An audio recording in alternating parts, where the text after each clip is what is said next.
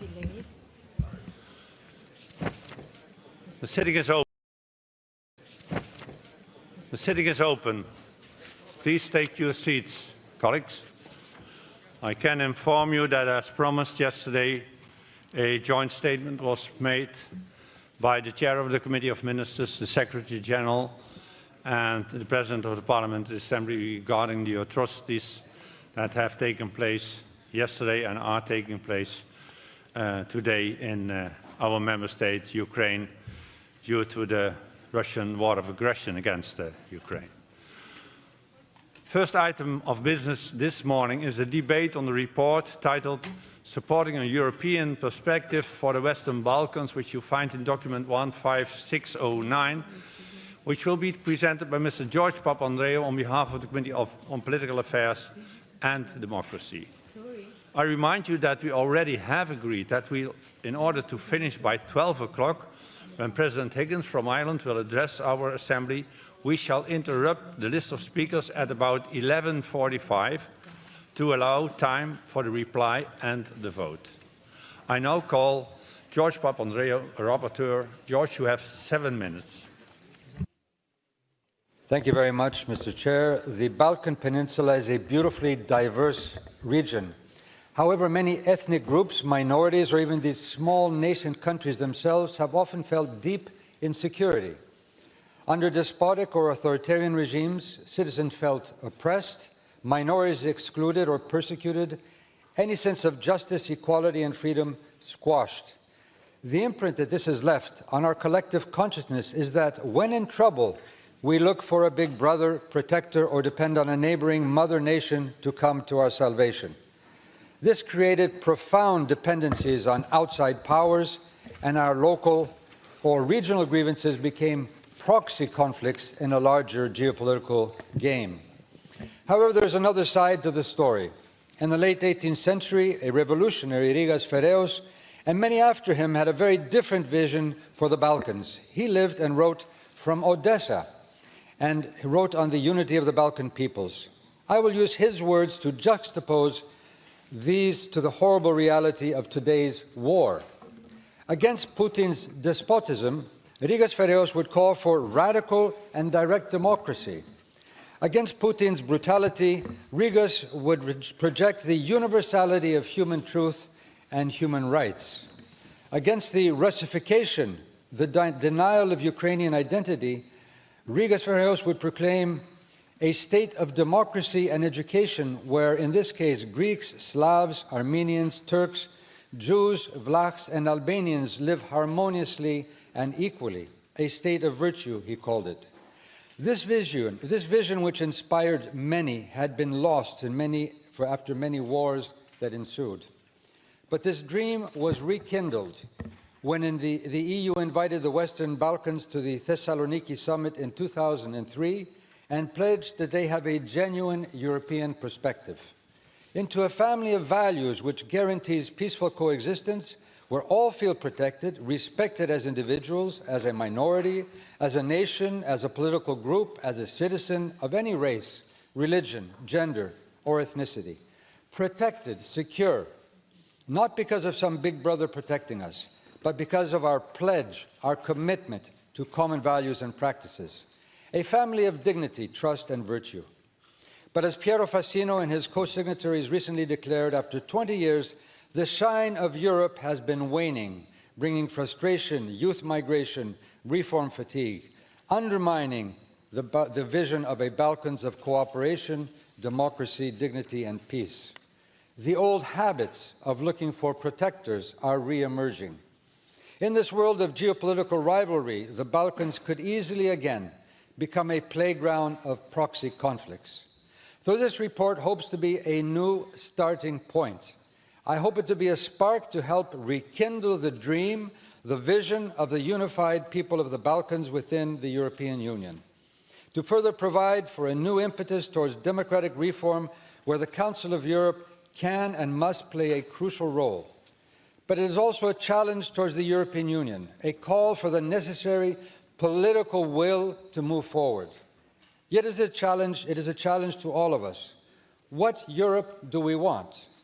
Are we in the European Union ready to face the geopolitical challenges and make every effort and investment to integrate our neighbors into this family of values, deepening and protecting these values in the process? Can all in the candidate countries develop a new political momentum for the necessary institutional and social changes? Can the region take the initiative, develop agency, collectively have ownership of this process, rather than seeing it as an outside pressure to comply with unwelcome norms? And what will the European community, political community become, the EPC, as it has been called? Will this be a substitute for membership or an accelerator towards integration, as the Commissioner for Enlargement hopes it will become? Will our fourth Council of Europe summit become a catalyst for a more strategic relationship between the European Union and the Council of Europe, Mr. President? And how can this be beneficial for the Western Balkans? How do we, as Europeans, see our responses to the major challenges humanity faces? Climate, health, deep wealth inequities, taming technologies for the common good, building peace and fighting against the spread of weapons of mass destruction. So this report has tried to enumerate the steps that will allow us to establish a viable process which will guide us in facing these challenges in a common way, with the Balkans inside the European Union, integrated into the European Union. We outline in this report the priorities for changes in the countries of the Western Balkans. We also assess the responsibilities the European Union must undertake and the responsibilities for a stronger political will. We also look at how the Council of Europe, we here, can develop a deeper and further strategic relationship with the European Union in order to play a catalytic role in the accession process of the Western Balkans, one which I believe will also close the historical cycle of conflicts, of frozen or existing conflicts in the region. A final point. The Western Balkans are not a separate, isolated issue. How we approach their difficulties, their histories, their conflicts, their aspirations, has to do with our future. What kind of Europe we want to create for future generations. And in this, we all have a role to play. All of us have a responsibility. We must take our future in our hands. It must be shaped by us, by all of us. And that is our challenge today. Thank you, Mr. President.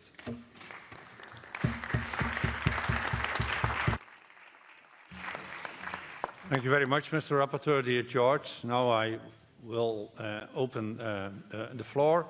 And we will start with the speakers of the five, on behalf of the five political groups. And first in the debate, I call Lord Alexander Dundee from the United Kingdom, and he's going to speak on behalf of the European Conservatives. Alexander, you have the floor.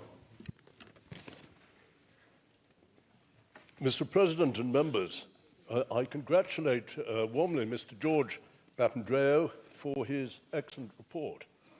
As I come from a country that has left the European Union recently, but remains an active founding member of the Council of Europe and considers itself a European country, allow me to emphasize the important European perspective provided by the Council of Europe for more than 7 decades. Many countries consider the common market and the subsidies of the EU as a strong incentives. However, a European spirit, culture and understanding is furthered much more through the standards on human rights and democracy set by the Council of Europe, as well as by its landmark achievements in a significant number of respects, including with education, on student mobility and the recognition of study periods and diplomas, as well as by its work on cultural heritage, just to mention a few activities of the Council of Europe, and in association with the Committee on Culture, Science, Education and Media, of which I am the current chairman. At the same time, I support the expressed desire of countries in the Western Balkans to join the European Union. As we have seen with Turkey, an EU candidate status can be a very long process, and I'm afraid that the EU candidacy of Ukraine might also be a very long-term project. The EU has grown stronger through several crises. However, as we noticed just now, the challenges caused by the Russian war against Ukraine on energy markets, financial markets, and economies globally make political decisions within the EU ever more complicated and divided. Therefore, as this report does, I would urge the strengthening of European perspectives, standards, and cooperation among our member states. Equally, as also emphasized within the report, we must not play down the value of our own organization, the Council of Europe. In this spirit, I'd like to highlight one issue. Having been Foreign Minister and Prime Minister of Greece in the past, Mr. Papandreou will be only too well aware of the decades-long and dire humanitarian situation and suffering of so many irregular migrants on the so-called Balkan route from Greece to Western EU countries and the United Kingdom. Frontex has recorded an increase of 350% this year to more than 86,000 persons in the Western Balkan route and an increase of 120% to more than 25,000 persons in the Eastern Mediterranean route to Greece. Most of them have fallen victim to human smugglers and are forced to sleep rough in the woods or in the open in cities. I'm not sure that the situation will necessarily improve through an enlargement of the European Union. Yet for member states of the Council of Europe, European solidarity and cooperation based on the rule of law and human rights should be fully achievable in this context in order to avoid such human suffering. Mr. President, this is the European perspective which the founders of the Council of Europe enshrined into the statute of our organization. Thank you very much, Alexander. Notre prochaine oratrice est Madame Liliane Tanguy de la France. Elle parle au nom du groupe ADLE. Excusez-moi. Liliane.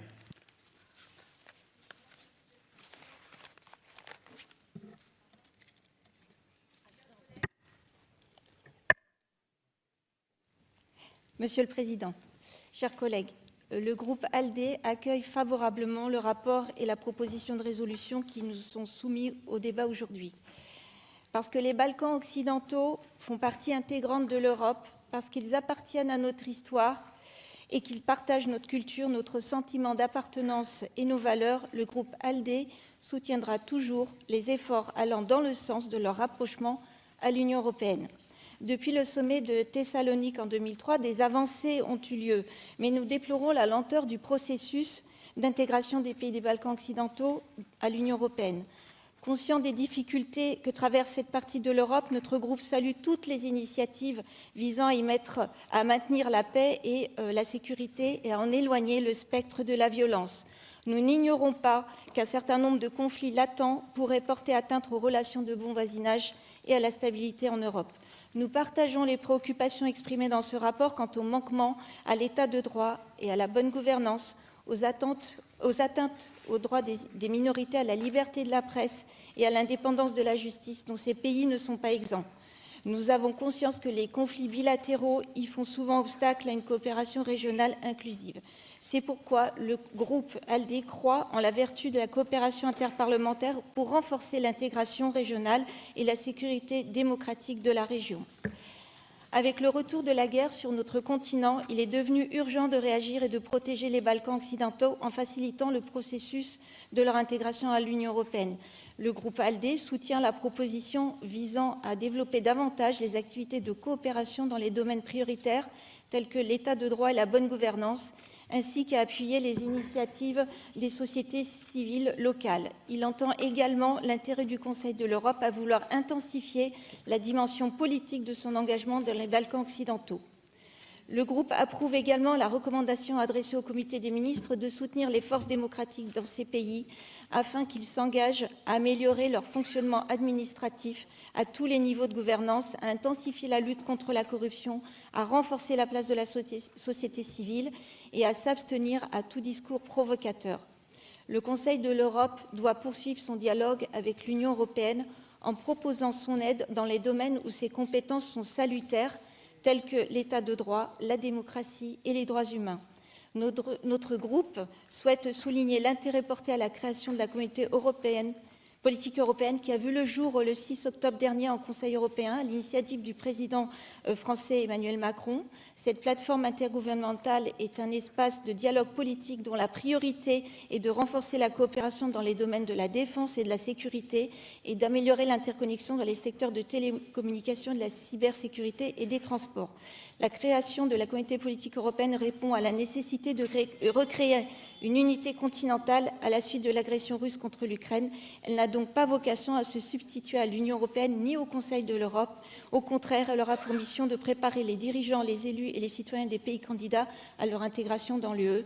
Et le groupe ALDE croit fortement à la complémentarité et aux synergies entre ces espaces de dialogue politique pour permettre l'accélération du processus d'intégration des pays des Balkans occidentaux dans l'Union européenne. Je vous remercie.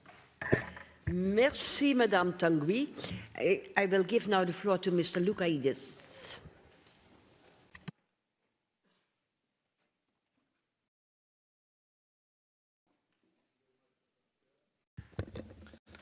Dear colleagues, I wish to congratulate Mr. Papandreou for this important report. In the many discussions we have had at the committee level prior to this debate, it has become clear that the European Union has fallen short on the promises it has delivered to the Western Balkans, and its credibility is at stake. This is a negative development that has led to widespread disappointment, anti-European sentiment, and a democratic deficit in the region. The Western Balkans, dear colleagues, have suffered armed conflicts and the NATO war in the 90s. At the same time, the neoliberal policies imposed over the years, including deregulation of the labor market and policies of privatization, have aggravated unemployment and precarity, brought about further deterioration of labor and social rights, poverty and social exclusion. This, in turn, has caused further marginalization and disappointment, especially among the youth, as well as increased racism and interethnic tensions.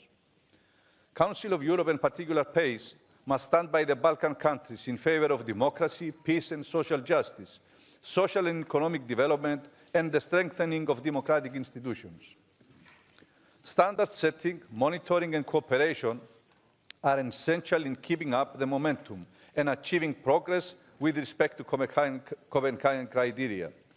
We must also push for reconciliation and good neighbourhood relations in the region.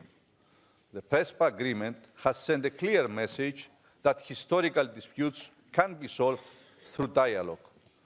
It is essential for the people of these countries to view cooperation with the EU as a process of mutual interests, one that can foster sustainable development for the whole region, as well as security and stability.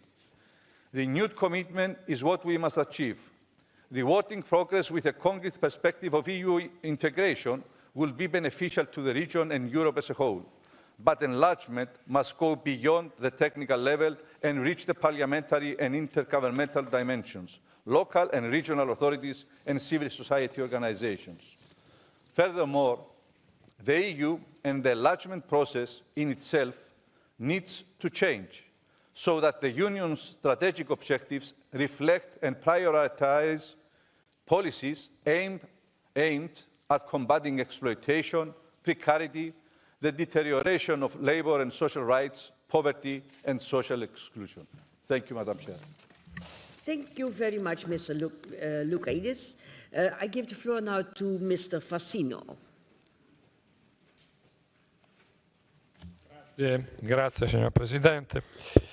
Io ringrazio naturalmente il collega Papandreou e condivido la sua relazione a nome del gruppo socialista, la sosterremo. Io vorrei partire da questa considerazione. Siamo di fronte a una guerra atroce che tutti seguiamo con angoscia in Ucraina e quella guerra però ci porta ad altre guerre che hanno sconvolto il continente dalla fine della Seconda Guerra Mondiale. Penso alle guerre nel Caucaso e penso alla guerra nei Balcani. E che cosa ci dicono queste guerre? Ci dicono che se, mentre da 80 anni c'è pace, stabilità e sicurezza nell'Unione Europea, le insidie alla nostra sicurezza, le insidie alla pace, i luoghi dell'instabilità e della guerra sono le regioni esterne all'Unione Europea. E questo ci deve dire quindi che l'unico modo per evitare che questa instabilità, queste guerre possano continuare anche in futuro è quello di integrare queste regioni e portarle dentro l'Unione Europea, perché l'Unione Europea è la condizione della stabilità, è la condizione della sicurezza e la condizione della pace. E questo vale in particolare oggi per i Balcani. All'indomani della pace di Dayton, 1995, la comunità internazionale promise ai Balcani che l'integrazione nelle istituzioni euroatlantiche sarebbe stata la via per garantire stabilità e sicurezza alla regione, facendolo uscire da una lunga storia di guerre, al punto che il lessico politico si è arricchito di una parola che lo indica. Balcanizzazione voleva indicare appunto una realtà caratterizzata da alta frammentazione e permanente conflitto. Ebbene, sono passati 27 anni da Dayton, sono passati 19 anni dal Consiglio europeo di Salonicco e soltanto 4 paesi hanno avviato i negoziati, 2 dei quali soltanto negli ultimi mesi, Macedonia del Nord e Albania, e per altri 2 paesi, Bosnia e Kosovo, siamo ancora ad una prospettiva lontana.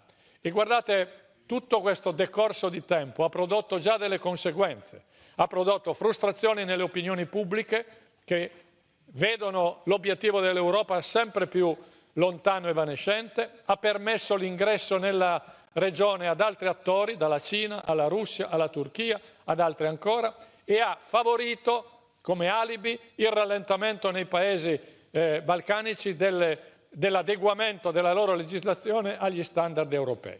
Io credo che sia, come giustamente sollecita Papandreou, il necessario cambiare passo. Abbiamo bisogno di un salto di qualità, di una netta accelerazione del processo di allargamento, accelerando i negoziati con Serbia, Montenegro, Albania e Macedonia del Nord, determinando scelte precise per la Bosnia, riconoscendogli almeno lo status di candidato all'adesione e dando una prospettiva di integrazione al Kosovo. In tutto questo il Consiglio d'Europa può svolgere, come ha svolto fin qui, un ruolo essenziale nel favorire dialogo, pacificazione e sostenere le riforme che questi paesi devono fare. Io credo appunto che queste sono le scelte che noi dobbiamo sostenere perché, come ha detto Papandreou, da quello che accadrà nei Balcani, così come nelle altre aree dell'Europa orientali, dipende l'idea che abbiamo di Europa e come siamo in grado di costruire un continente di pace, di sicurezza e di stabilità. Thank you, Mr. Fassino. I give now the floor to Mr. Chatsi Vassiliou. Madam Chair, dear colleagues, I would like to thank and congratulate Mr. Papandreou for his excellent report, which we approve here today. By all means, the future of the Western Balkans is inside the European Union for the sake of regional stability. Our Council should play a pivotal role in order to give a new impetus to the EU enlargement process. At the same time, we have to urge all the Western Balkan states to accelerate the necessary reforms. As a Greek, I am proud of the Thessaloniki summit, where an important document was agreed. And I am proud for our today's government, which is among the first ones in Europe that expressed their unequivocal support for the European perspective of all our neighbors. Let us be frank, dear colleagues. In the previous decades, Europe had turned a blind eye to corrupted leaders in the region of the Western Balkans. We were unable to give a way out to the younger generation that lasted for a European future. And what happened, dear colleagues? Euroscepticism, nationalism, and the influence of third revisionist countries grew in its place among the region. The Western Balkans belong geographically, historically, and economically to Europe. The Russian invasion in Ukraine justifiably takes up most of Europe's political energy. It looks like the Balkans are becoming a sideline story. I would like to ring an alarm bell for all of us. We need to inject a new momentum in the Western Balkans perspective.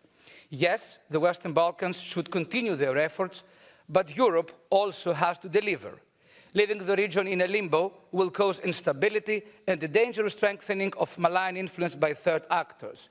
Can we afford that? The answer is no, dear colleagues. Of course, all Western Balkan states should work a lot. Strengthening of the democratic institutions, respect for the rule of law, human rights and good neighborly relations, protection of minorities and stronger reforms are the minimum steps. Furthermore, we strongly support their alignment with the European Common Foreign Security Policy, but we would like them to join as real partners who share the same values and ideas with the European Union.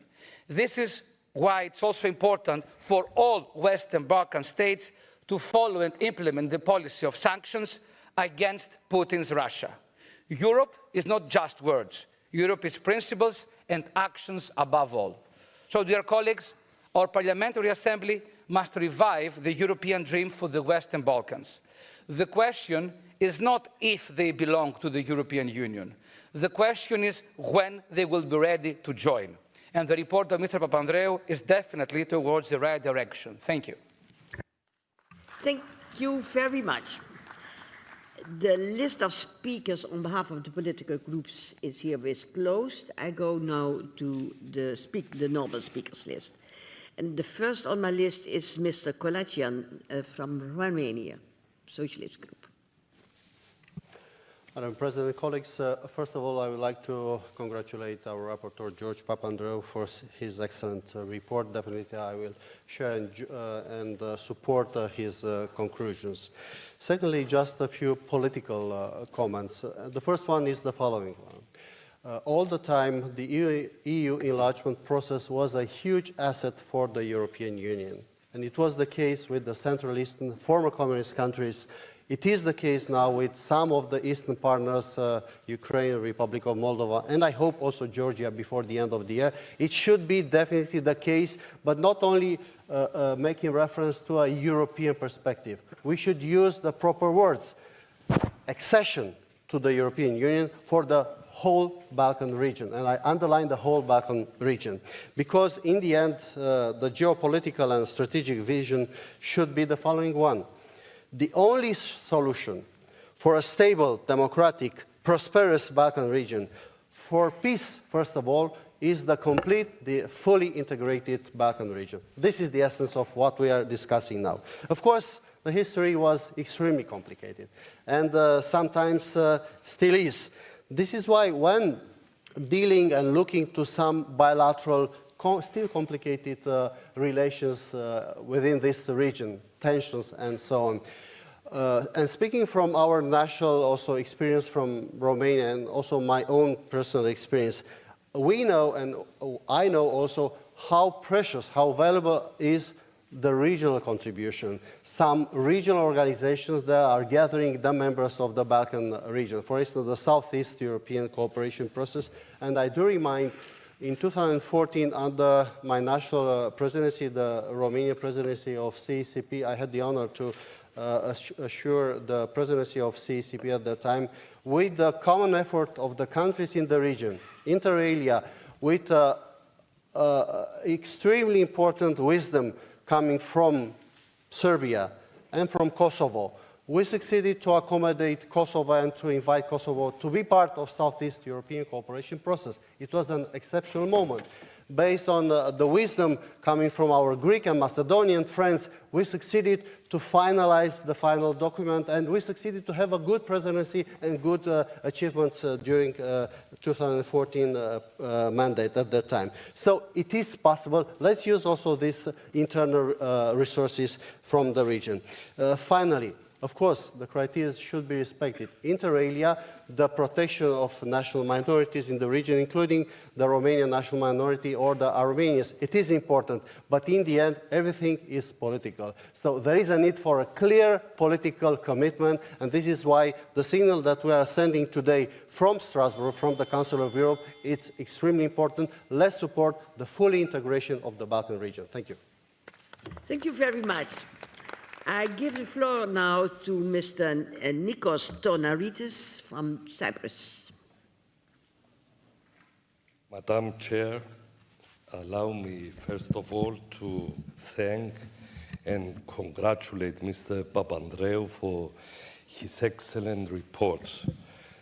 Dear colleagues, the European perspective of the Western Balkans must remain a strategic priority for the European Union.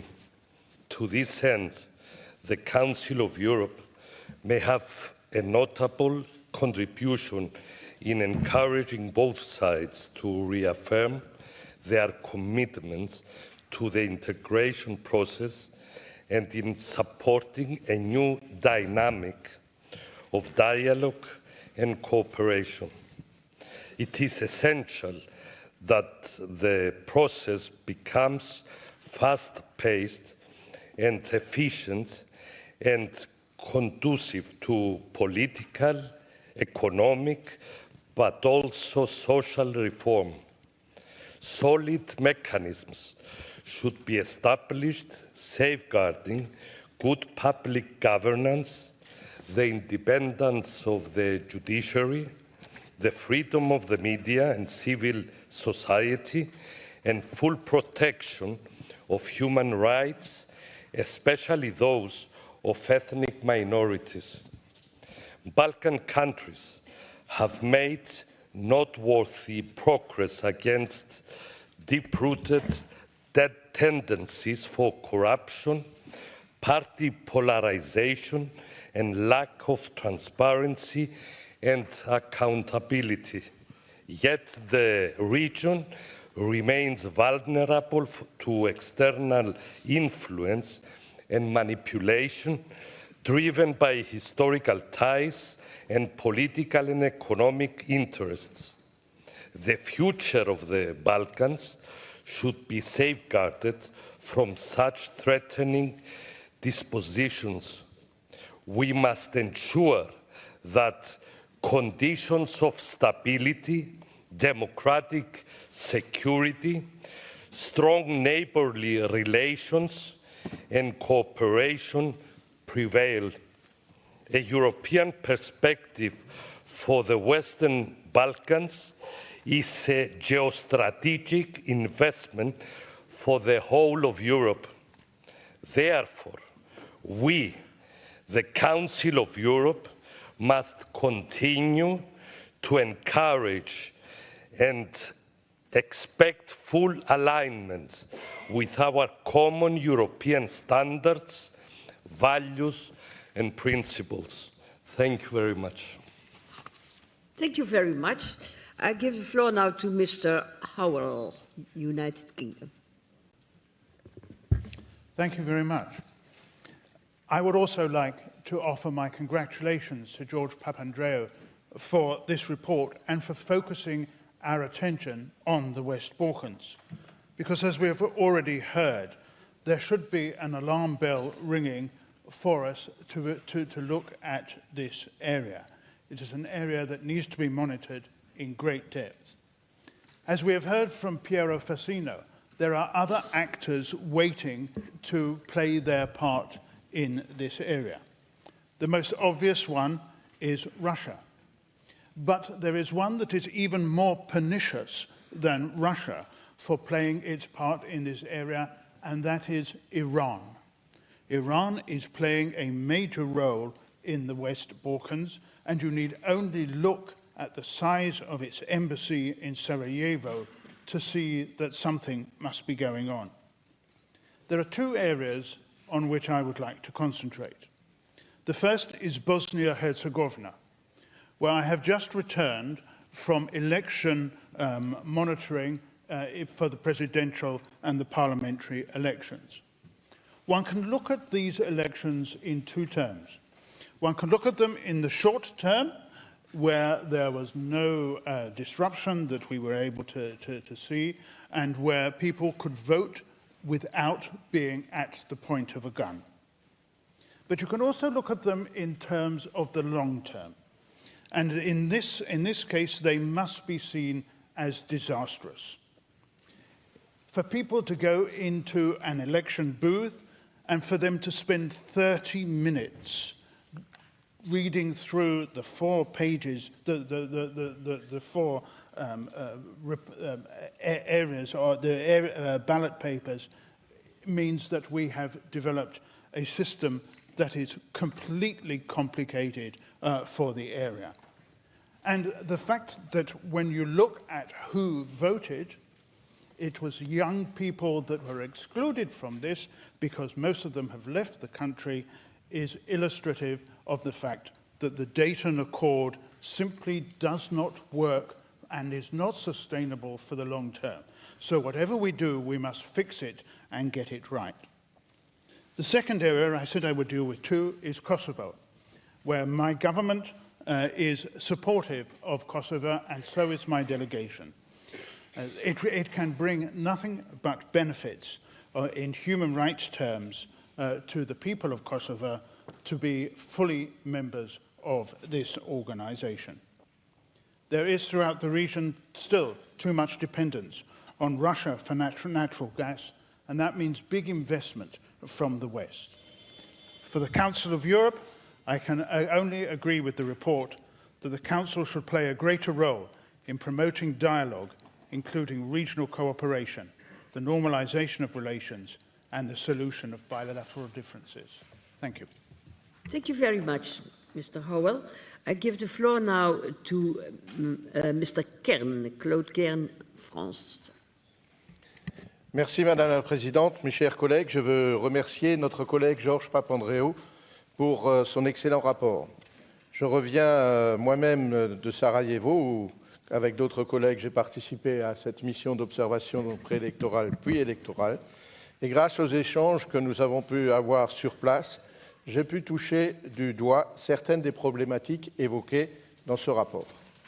Prendre en compte de manière adéquate les situations et les besoins de l'Albanie, de la Bosnie-Herzégovine, du Monténégro, de la Macédoine du Nord, de la Serbie et du Kosovo m'apparaît être une nécessité pour l'Union européenne, tout comme pour les pays concernés.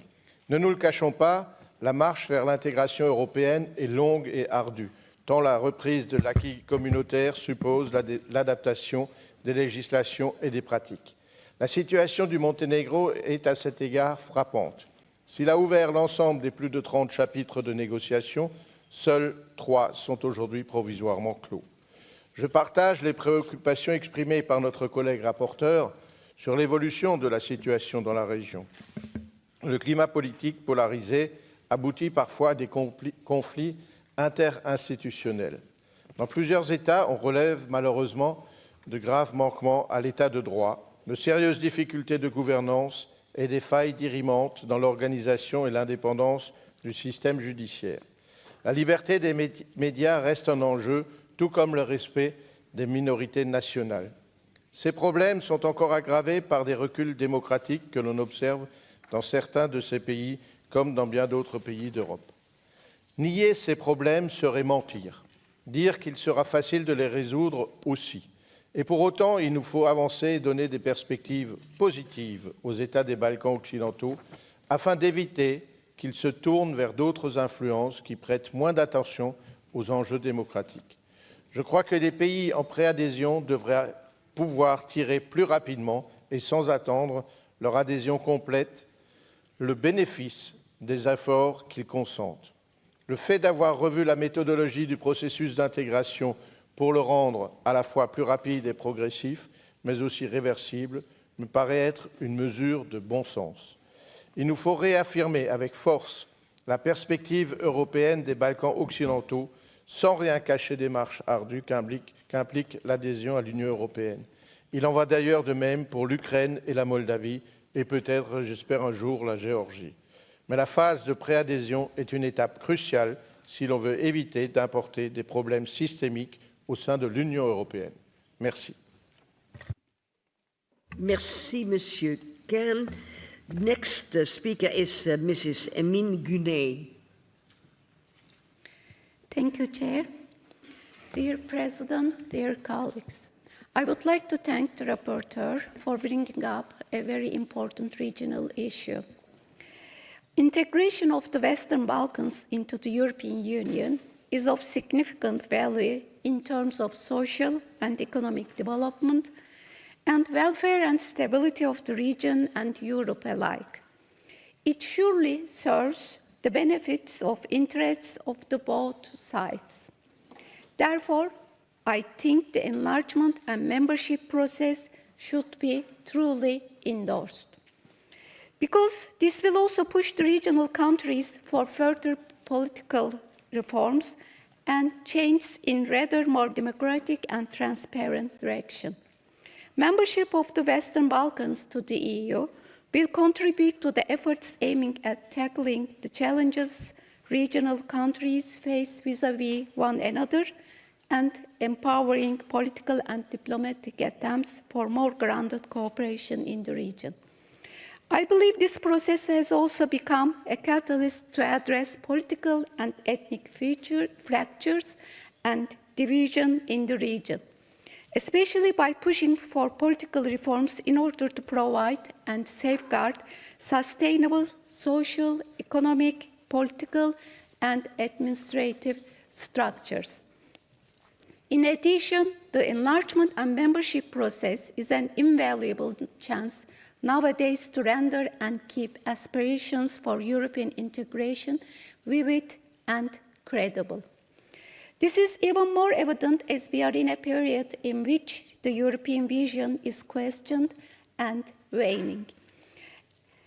Nationalistic and xenophobic sentiments, as well as Islamophobia is widespread in almost every corner of Europe. For this reason, it should be deemed as an opportunity to help reverse this unpleasant trend in Europe and rebuild confidence in European democratic values. Finally, taking into consideration the history of the Balkans, the global and regional geopolitical and security challenges aroused by the third parties contending for the influence in the region, it is for the benefit of the Western Balkan countries and the EU to deepen and finalize the integration and membership process. I believe this will contribute to the security and stability in the region and the European continent in the end. Thank you. Merci beaucoup. I have now Mr. Pierre-Alain Frides from Switzerland. Merci Madame la Vice-Présidente, Mesdames, Messieurs, chers collègues. Je suis suisse, on est en train de parler d'adhésion à l'Union européenne, donc je suis plutôt mal placé.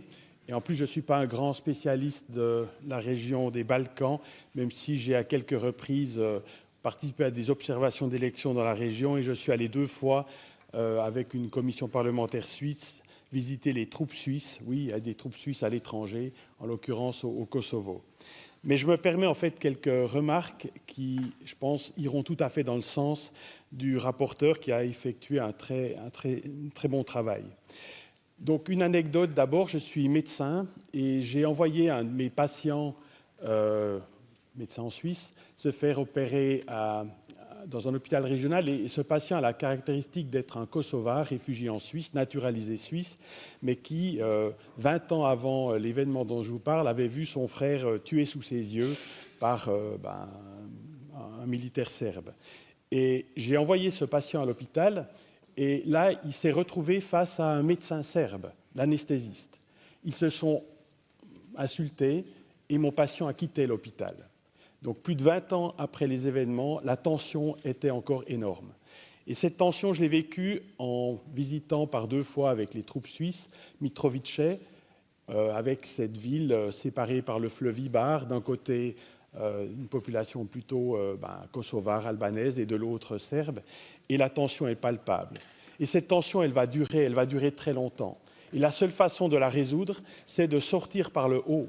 Et sortir par le haut, c'est donner des perspectives, notamment des perspectives économiques, sociales, de progrès, de développement. Et ça passe, pour moi, à l'évidence, par une entrée dans l'Europe, dans l'Union européenne.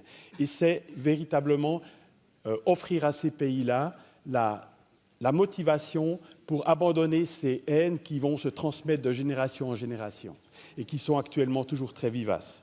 Et l'autre élément, et M. Kern en a parlé avant, c'est que si l'Europe ne s'occupe pas de cette région, je vous promets qu'il y a d'autres puissances qui le feront, la Chine, la Russie, avec des intentions peut-être un petit peu moins louables. Donc vraiment, allons dans le sens des propositions et faisons en sorte que cette région des Balkans occidentaux ne soit pas oubliée par l'Europe. Merci beaucoup, Monsieur Frides. My next speaker is Mrs. Bakoyannis, Greece. Dear colleagues, The Western Balkans produce more history than they can consume, said Churchill. Yet that history today lacks honoring. It needs recognition, as it is none other than part of our history, the European history. The report in question reaffirms the support for the European Union prospect of the Western Balkans, a promise that has been forgotten and is long overdue to the people of that region.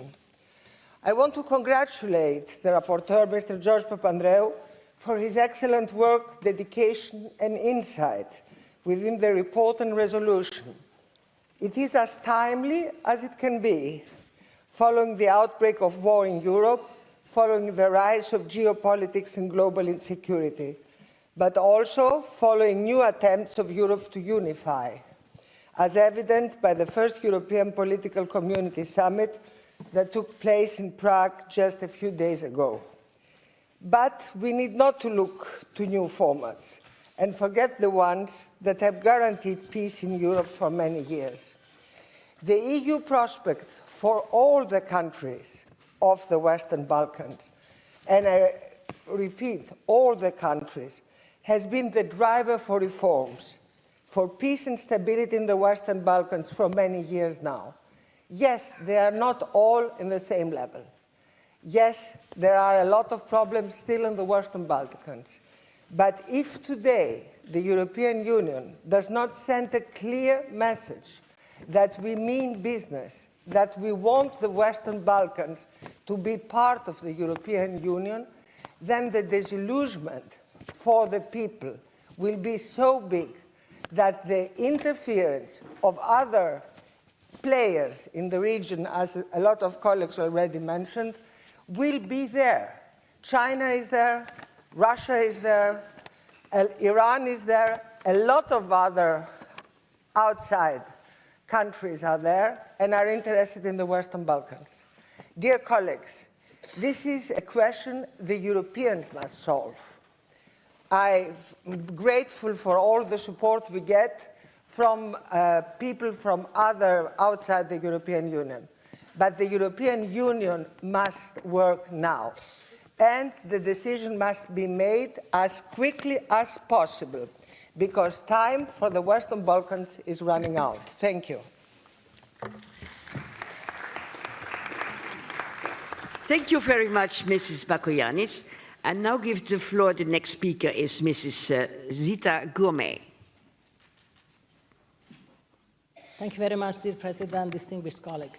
The COVID-19 global pandemic and the war in Ukraine redirected our attention to the fact that the enlargement policy is a tool to advance the geostrategic interest of the EU and opportunity to foster European unity. At the level of statement of principle, there is almost unanimous agreement in the EU on the need to accelerate the accession of the Western Balkan countries to the EU. Hungary has traditionally been among the pro-enlargement countries. But in reality, the process has been stalled for years. EU constantly sets new conditions and criteria for membership to the Western Balkan countries. Analyses have shown that currently no less than 15 EU member countries would not be able to fully meet all the conditions for membership set to Western Balkan countries. The situation clearly needs to change urgently. Countries in the region are doing a lot to integrate with the EU. The EU should take this positive development and messages seriously and take real steps towards accession. They need to act now. Among the positive messages from the region, I would like to mention here an important event of the last 2 weeks. 1st and 2nd of September was organized in Belgrade, a summit of the Open Balkan Initiative. It is a joint project of Serbia, North Macedonia, and Albania, based on the idea of free flow of people, goods, capital, and services. Montenegrin Prime Minister and the chair of the BiC Council of Ministers also attended the summit. The Hungarian and Turkish foreign ministers were present too. At the opening of the summit, the Albanian Prime Minister Edi Rama stated that leaders of member countries will seriously consider inviting other countries that are EU members and important for the region, such as Greece, Italy, Hungary, and Turkey, to join to the regional initiative. The initiative is compatible with the EU principle. Open Balkan is a regional project, no compensation for membership in the EU, or a kind of waiting room for membership. It is a peace project, just like the coal and steel community, a predecessor to the EU. Open Balkan creates a new business environment and atmosphere in individual states and the region, as well as new opportunities for the cooperation. Faster flow of people, goods, capital, and services, accelerated growth of the economic indicators are proof that Western Balkan countries have something to offer to the EU. They are also proof that Western Balkan countries want, can, and are able to cooperate with the EU, that they must formally and legally be part of the community of the European people, and that the centuries already they have been part of Europe. The message sent from the summit is the Open Balkan countries demonstrate solidarity at the time of the crisis. I'm convinced that the Open Balkan initiative will speed up the integration of the region. These countries can act together towards the EU as a group of countries with clearly defined requests and goals. The upcoming winter 2020 and 2023 will be a great challenge and a test for all of us. It is the Union's turn to respond positively to the positive signals. The enlargement process cannot be endlessly postponed. Thank you very much, George Papandreou, for your great report and for the endless support of the region. Thank you very much. Thank you very much.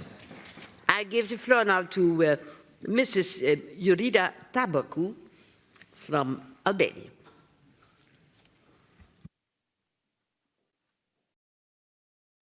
First of all, let me thank the rapporteur, but also for the report, and you have to be from the region to understand really the region. Today, in the UN Security Council, the resolution will be approved condemning the Russian attacks on Kiev.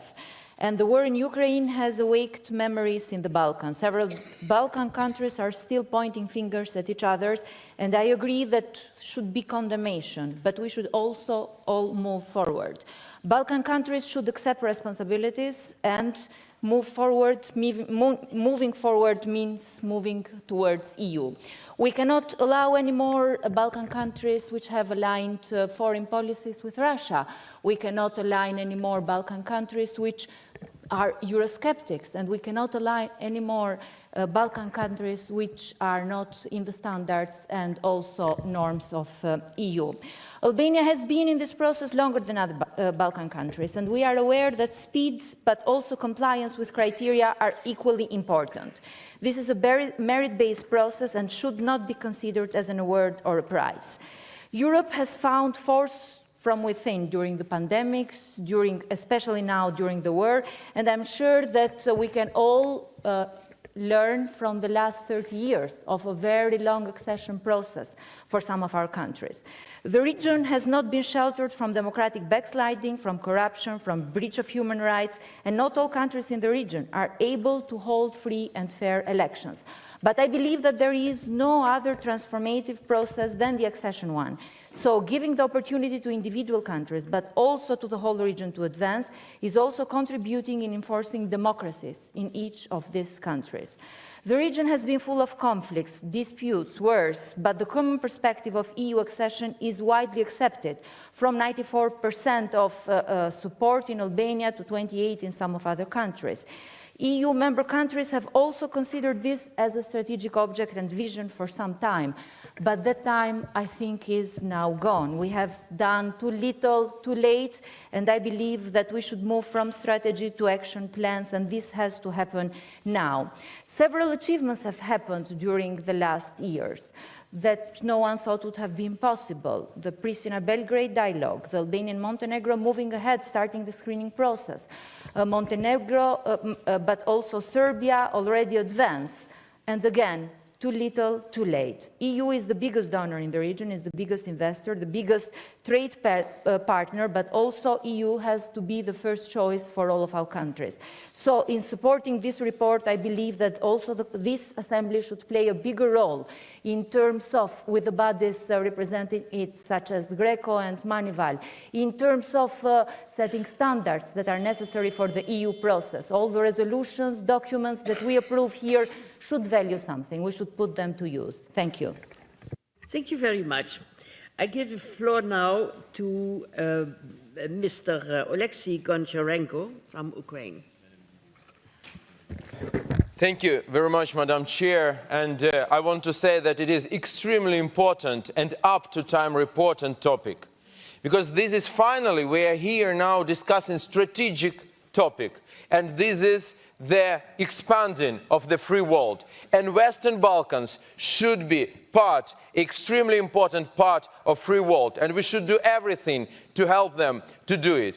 In other case, we will have great problems there, and we know how it could look like. That's why I just want to remind you that this is not a vacuum, and other players in the world, autocracies, tyrannies, are trying to influence this region, are trying to use Western Balkans to have more bloodshed, to have more chaos in the world. Who organized coup d'etat in Montenegro? Russia. Who tries to destabilize Bosnia Herzegovina? Russia. So today we need to say that we should do everything we can to make these countries prosperous, to make them being a part of our common, they are already part of our common values, but we need to make even next steps to make them stronger, to support democracy, human rights, rule of law in all these countries. In general, we should do everything we can to make all planet free world. But we should start with Europe. We should start with our own continent. And there should not be any holes in the map of Europe where one country or another country is not part of big European project where we appreciate the human rights, the rule of law, the democracy, which are our core values. So that's why it's so important to support these countries today. And especially I want to say about Kosovo. Kosovo should be recognized by all countries of the Council of Europe. For the moment, 12 countries have not recognized it. I address to you, please recognize this country as independent state, like they fought for their future, for their independence. They should sit here together with us. They should be part of Council of Europe. Only like this we can be stronger, and this country will also flourish. I sponsored a bill to Ukrainian parliament to support and to recognize independence of Kosovo. And we all should do this and together move ahead. I am sure that these countries can be a very strong part of our common big project. But for this, we should work. And I just want to remind you that not only free world is united, not free world is also united. Just a week ago, I woke up in my native city, Odessa, from explosions just 500 meters from my home. What was it? Iranian drone kamikaze. So that is a sign. So this is today we have a huge, big war between free world and not free world. So let's support free world. Let's be stronger, bigger. Let's support Western Balkans. Kosovo este Europe. For sure they have heard you. I give now the floor to Mr. Jacques Lenné, France. Merci, Madame la Présidente. Les Balkans occidentaux font intégralement partie de l'Europe. C'est une évidence géographique et culturelle. Mais force est de constater que les soubresauts de l'histoire et les tourments politiques n'ont pas encore permis à un certain nombre d'États de la région de rejoindre l'Union européenne à laquelle ils aspirent d'adhérer. Le rapport de notre collègue Georges Papandréou souligne à juste titre les enjeux géopolitiques de cette région. Je partage son constat et ses inquiétudes alors que la guerre lancée par la Fédération de Russie en Ukraine peut être un ferment de division. L'enthousiasme initial du processus d'adhésion et l'envie d'adaptation ne doivent pas s'éroder. Or, malheureusement, certaines tendances contraires sont à l'œuvre sur fond de lassitude ou de résignation des populations qui se sentent laissées pour compte. Le rapport souligne que, selon plusieurs études, un nombre croissant de personnes, en particulier parmi les jeunes, pensent que la perspective de l'Union européenne ne se concrétisera jamais. C'est alors le nationalisme qui gagne en vigueur et l'on sait cela peut mener dans une région inflammable. L'enjeu politique est donc majeur pour les États des Balkans occidentaux. Il est majeur pour l'Union européenne à la fois dans son rapport à un voisinage qui a la vocation à intégrer, mais aussi pour son intégrité future. Car nous sommes confrontés en réalité à deux risques de déstabilisation que l'Union doit gérer.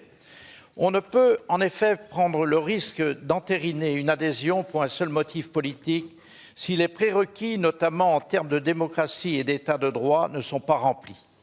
J'appuie donc l'appel de notre collègue pour que le Conseil de l'Europe, grâce à son large panel d'instruments, puisse accompagner les États des Balkans occidentaux dans leurs réformes nécessaires. Je considère également que la révision des modalités du processus d'adhésion que la France avait appelé de ses vœux était nécessaire afin de garantir à la fois une progressivité et une réactivité accrue, mais aussi une réversibilité lorsque cela est nécessaire. Je me félicite aussi que plusieurs obstacles aient pu être levés, notamment par la levée de l'opposition de la Bulgarie à l'adhésion de la Macédoine du Nord ou encore par l'ouverture des négociations avec l'Albanie. Dans une période troublée, l'Union européenne et le Conseil de l'Europe doivent travailler de concert afin de donner des perspectives d'avenir réelles et crédibles aux pays des Balkans occidentaux. Je vous remercie. Merci beaucoup. Maintenant, je donne la parole à M. Stefan Jovanovic from Serbia.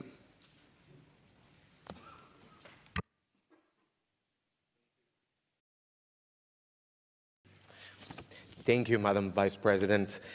Dear Mr. Papandreou, distinguished delegates, it is a distinct privilege for me to address you at this salient occasion as the first representative of Serbia's liberal conservative central-right People's Party. Today's debate has featured important remarks on democracy and reform as some of the central tenets of the EU's enlargement agenda. To that, I would add the EU's own stated objective of fostering peace and stability in regions close to its border, which today may be more significant than it has been in many years. Regrettably, however, the EU has far too often prioritized the latter at the expense of the former, especially in relations with its candidates for accession. In so doing, it has anchored and fostered autocratic regimes in Western Balkans. We welcome the initiation of the European political community.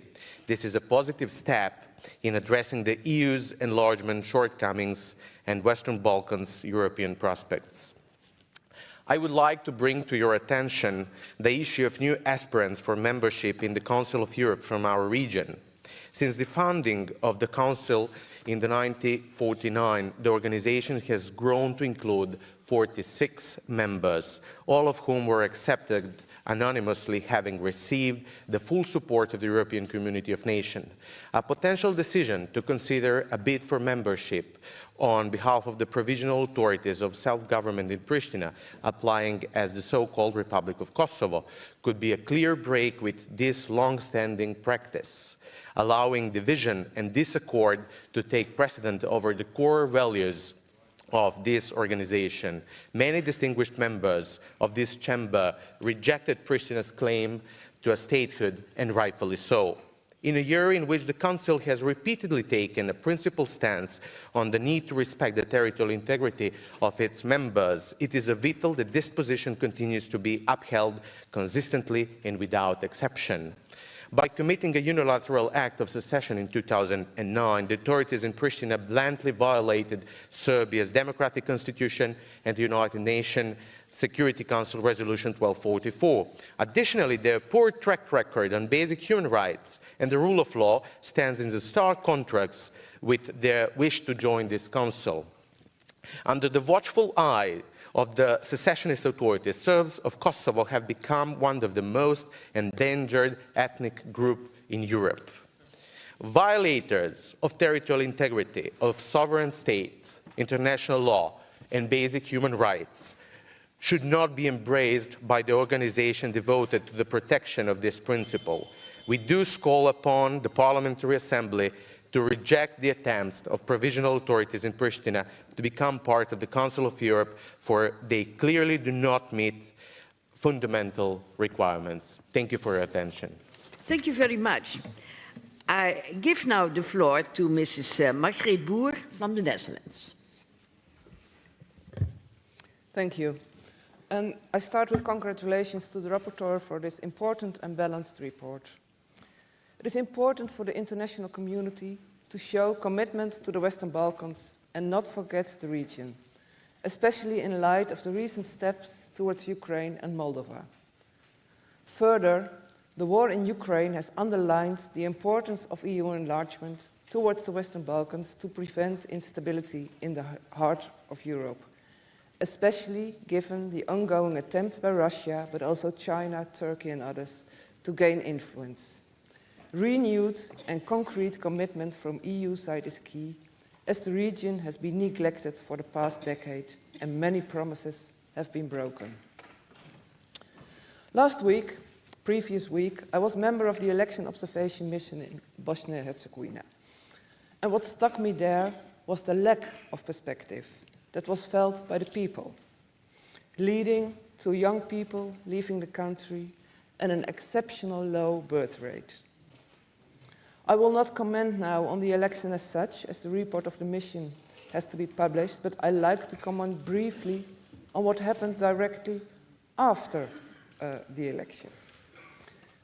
On election day, the UN High Representative Schmid made changes to the Electoral Law. This is highly problematic. This action undermines him personally and the Office of the High Representative as an institution, not only by changing the law on election day and so expressing distrust in the voters, the people of Bosnia-Herzegovina, but also because with his changes he created further cemented ethnic divisions in the electoral system. And this will complicate negotiations on constitutional reform based on human court of human rights verdicts. And this constitutional reform is necessary, also in the line of gaining candidate status to the EU. It is important that now, after the elections, inclusive and transparent negotiations on constitutional reform should be restarted, including NGOs and opposition parties. And important is that also the Venice Commission should be closely involved and give its assessment on any potential constitutional change. To give this country and its people perspective, the international community should offer support in meeting the standards on democracy and human rights, instead of interfere by hindering progressive reform or by cementing ethnic division. And this goes for the whole Western Balkans. We need to support a European perspective for the whole region. Let me end with a few words to the colleagues from Kosovo. I welcome them as speakers in our assembly and in this debate today, and I hope we can welcome them as a member state in the not too far future. Thank you. Thank you very much. I give the floor now to Mr. Davor Stier, EPP, Croatia. Dear colleagues, I hope that we all still remember the concept of Europe whole, free, and at peace. And that was the ordering concept after the fall of the Berlin Wall. But it has been challenged. It has been challenged by the near-abroad strategy of the Russian Federation, by the geopolitical concept of the Russian world. We saw that applied already in 2008 in Georgia, and then afterwards and today in Ukraine. And that was a challenge to the concept of Europe whole, free, and at peace. And that has consequences in weakening the idea of European integration, in fostering fragmentation, and that had consequences also in the Western Balkans. We have seen more geopolitical competition in the Western Balkans, but we have seen as well attempts to imitate the Russian world concept. Of course, not to recreate or to have a sphere of influence in the territory of the former Soviet Union, but a small sphere of influence in the territory of the former Yugoslavia. And that is a very dangerous concept. Instead of that, what we need to do is to strengthen the independence and the sovereignty and the territorial integrity of all the 6 countries in the Western Balkans. And all the 6 countries in the Western Balkans need to redouble their commitment to the EU, to the reforms, to the rule of law, to the democratic reforms, to combating corruption, but also the full alignment with the common foreign and security policy. And that includes also sanctions against the Russian Federation.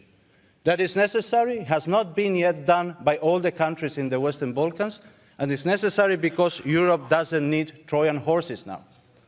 So, having said that, there is also a huge responsibility on the EU to make good on the promise from Thessaloniki of a European perspective.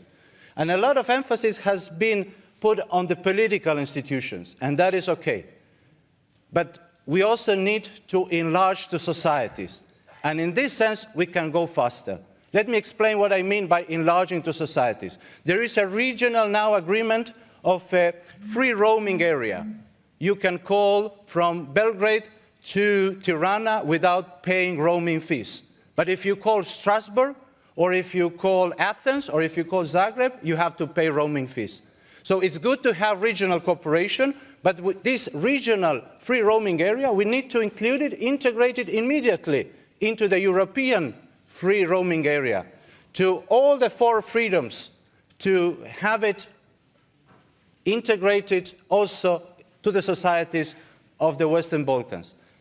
Then political institutions, of course, meeting the criteria will follow. And then, hopefully, we will have a Europe whole, free, and at peace. Thank you. Thank you very much. I give the floor to Mr. Gomez. Thank you, Madam Vice President.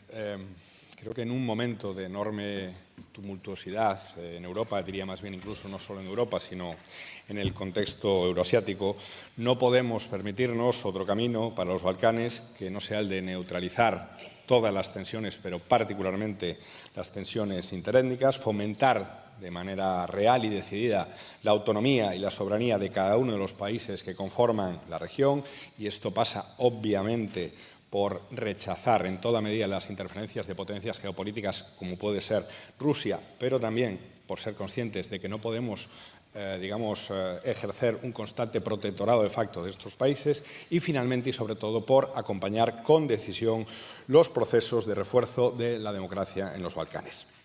Creo que todos y todas las que creemos en el proyecto de Estado de Derecho, de democracia y de derechos humanos de este Consejo y del proyecto común europeo, estamos de acuerdo en integrar, en abrazar, en acoger a los países balcánicos en un contexto como el actual, más todavía.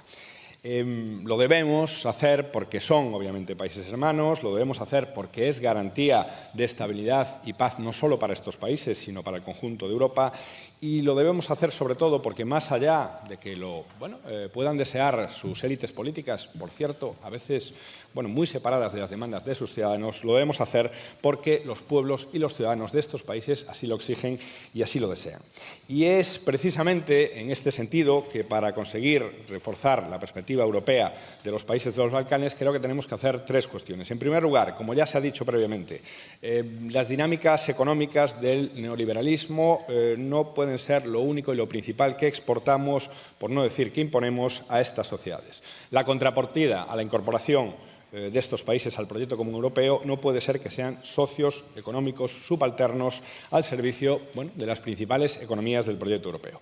En segundo lugar, la incorporación necesaria desde nuestro punto de vista de estos países pasa por asumir de una vez por todas una Europa realmente multirreligiosa.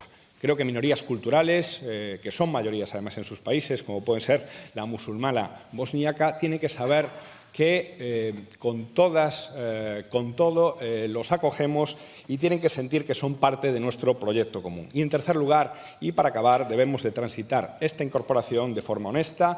Cada uno de los países de los Balcanes no los debemos de ver como una pieza en el tablero geopolítico, como en una pieza en el tablero geopolítico que nosotros queremos jugar, sino como países con intereses soberanos y completamente legítimos. Solo así, respetando su singularidad, su soberanía y su autonomía, conseguiremos una integración y adhesión no solo de sus gobiernos o de sus estados, sino lo que es realmente importante, una adhesión del conjunto de sus sociedades. Thank you very much. Now, before giving the floor to Saranda Bogujevski,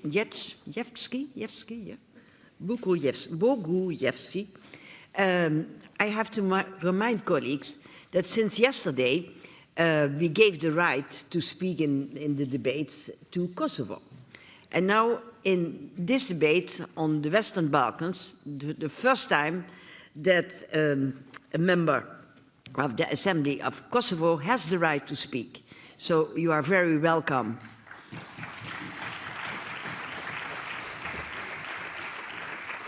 So, Mrs. Saranda Bogojevsky, you have the floor. Thank you very much, Madam Vice President, dear colleagues. Let me first start by thanking you for giving us this opportunity, but also the continued support that many of you have given to Kosovo over the years for us to come this far.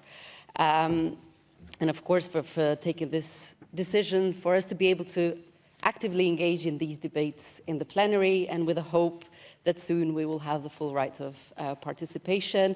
I would also like to thank the President and the Secretary General for their guidance, and of course many colleagues here for the support.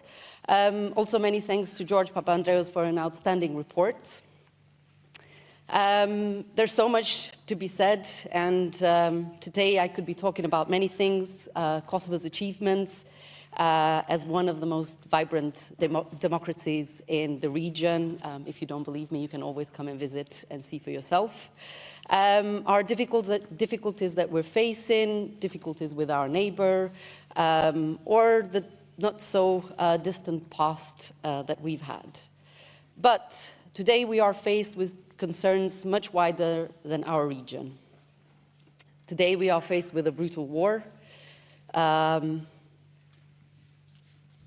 Today we are struggling for democracy and so on. So today we are not only talking about the Western Balkans, but today we are talking about the future of Europe. We as Kosovo and all the countries of the Western Balkans are Europe. And there can be no other future for us other than being part of the European Union family. In this line of work that we all do, in every decision that we make, I always think how these decisions will impact the future of our generations, our children. So now more than ever, we have to be firm and brave and make the decisions that will have a positive impact on the future of our region, but also of the whole Europe.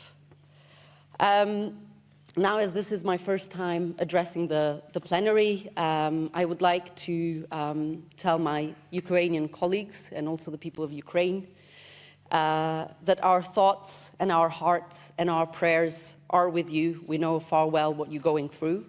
I myself am a survivor of a massacre during the war in Kosovo, and we will always stand with you in this fight and in this struggle. And we hope that this terrible war will come to an end soon and that justice will prevail. Slava Ukraini. Thank you.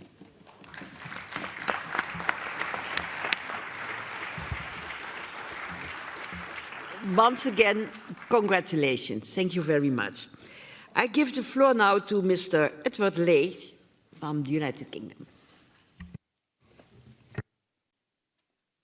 It's an honour, Madam President, to follow the last speaker from Kosovo, and we welcome us to this assembly of the free nations of Europe. Because, dear colleagues, make no mistake, we are now engaged in an existential battle in the world. On one hand, we have the free nations of the West, led by the United States of America, and let us have no criticism of that great republic, countries of the European Union, countries like my own Great Britain, and on the other hand, we have authoritarian regimes, Russia, China, Iran, who increasingly are flexing their muscles. And the opportunity in this debate is to say that we are united. And when it comes to issues like the Western Balkans, I believe that there is no greater opportunity than, on any issue for this assembly, the Council of Europe. Of course, we can debate these issues in terms of narrow, technocratic ones, in terms of whether some country or not can join the European Union because of some obscure economic criteria, but the fundamental issue of what we are about is not economics, is not trade. It is about what makes Europe, what makes our history. It's about human rights, freedom, and justice and democracy. And I personally believe that, in a way, in the Council of Europe, we have slightly lost our way. We have become too focused on narrow issues, dare I say it, on some woke issues, and not on the real issues that we can help these countries in the Western Balkans and so many other countries. The rule of law, free judiciary, minority rights, open media ownership. And we, in the Council of Europe, in our debates, must focus laser-like on these issues. Help the countries of the Western Balkans or any other member state of the Council of Europe to address these issues. Then there is a whole new role for the Council of Europe, a whole new role in resisting the threat from Iran, from China, from Russia. Now, I don't want to get involved in the debates over the Kosovo, but surely people do have a right to self-determination. And there is a question of de jure, de facto independence. So let us be united in this assembly and let us stand up for the freedom and the minority rights of everywhere in the Western Balkans. Thank you very much. Thank you, Edward. Next in the debate, I call Mr. Darko Kevski from North Macedonia. You have the floor, Darko. Thank you, Mr. President. Dear colleagues, first of all, I want to say congratulations to Mr. Papandreou for a great report and also for big support for all countries from the Western Balkans. The Republic of North Macedonia is a stronger country from 9th of July this year with the opening of accession negotiation. With North Macedonia and Albania as candidates, the entire Balkan region is stronger and it becomes a safer and more stable place for people to live. The enlargement process gives us a chance to be an equal member of the Union and chance to create policies and vote for important decisions alongside the democratic states that are the role models for good governance. Western Balkan countries are an integral part of Europe, and the enlargement process enables the region to be peaceful, stable, and democratic. The European Union is home to over 500 million people, and I welcome its decision to open the way for even more citizens. Peace and freedom are preserved to the European Union, and in this crisis situation we can see the solidarity of the member states. The protection of human rights and freedom of expression are guaranteed. Conditions for stronger economic and social progress are ensured, as well as the functioning of the public institution. We are proud that in you we see the true partner who support us, and we are proud of the historical success of the Republic of North Macedonia to open the negotiation. I am convinced that we will deliver a great result because we are ready to overcome all the challenges, to harmonize the legislation in the identified areas, but also to change the institutional practices, all with the aim of being a full member of the EU as soon as possible. In these challenging times, with the Russia aggression against Ukraine, we need to closely cooperate with joint activities as a region and show leadership with even closer partnership with the EU and the member states. The joint cooperation is crucial. Together, we have to make efforts to accelerate the green and digital transition, build just a sustainable society, invest in renewable resources and infrastructure. But most important for us as a region is to ensure the rule of law, fight with the systematic corruption, to make substantial reform of the public administration and create a democratic environment. Western Balkans are Europe, and we need strong partners to walk the path for common future in the European Union. Thank you. Thank you, Darko. Next in the debate, I call Mr. Sergei Sobolyev from the Ukraine. Sergei, you have the floor.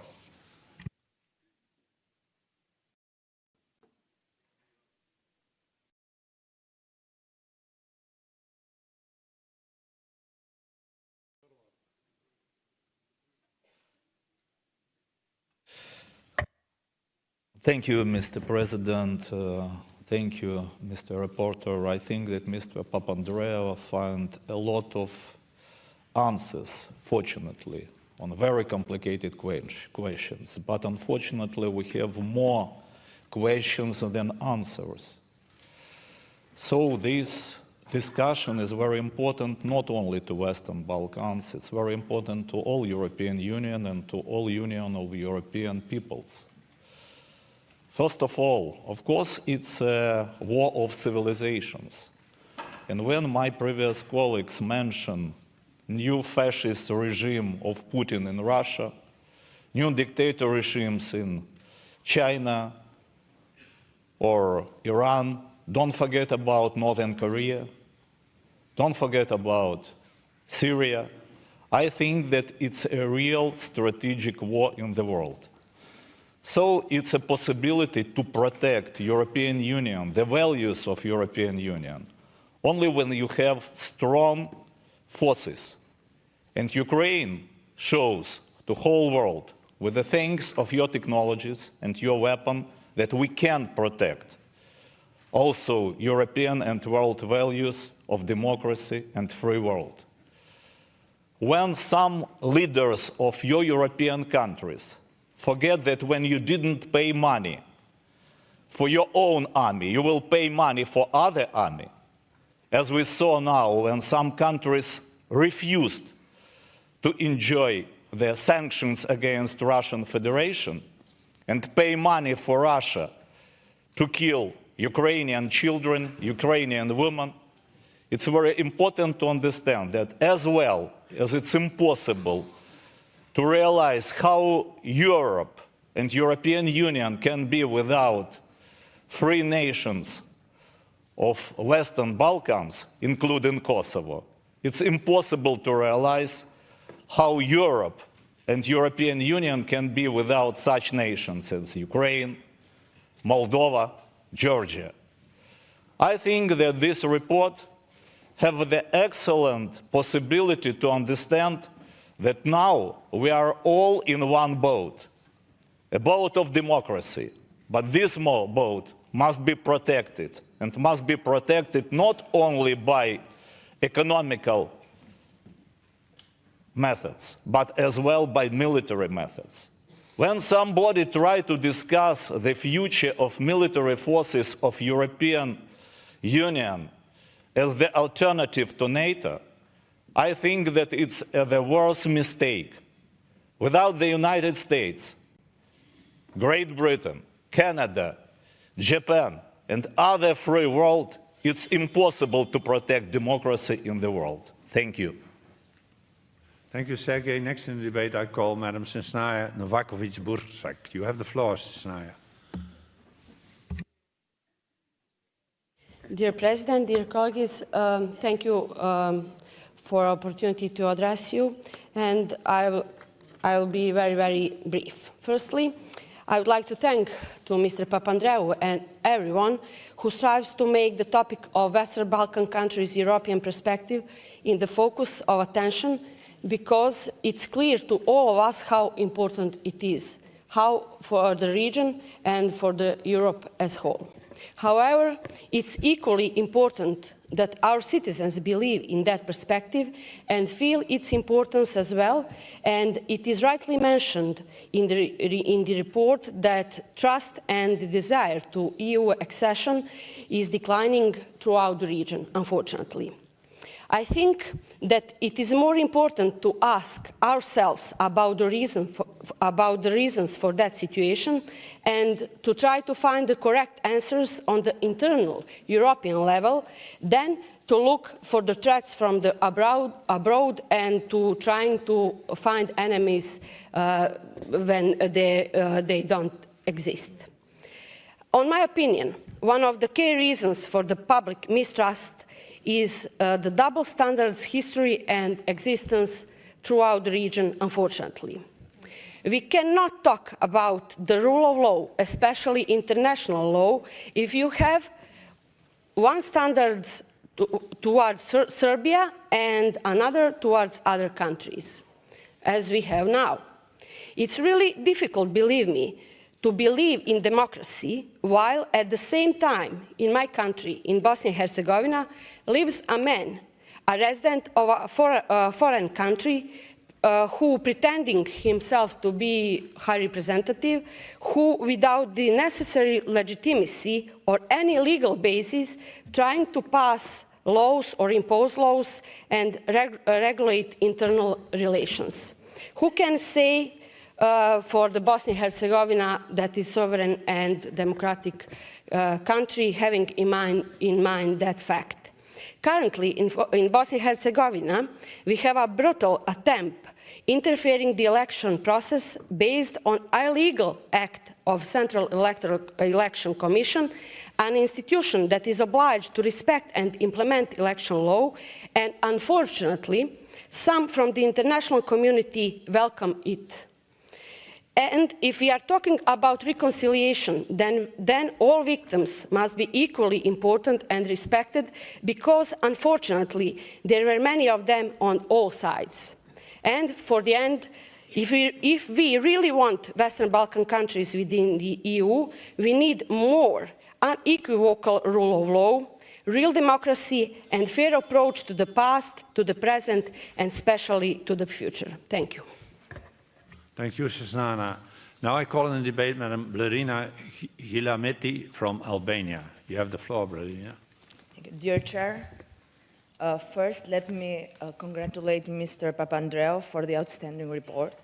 And I want to emphasize that it was the distant year 1990 when the EU launched for the first time the new approach for the Western Balkans.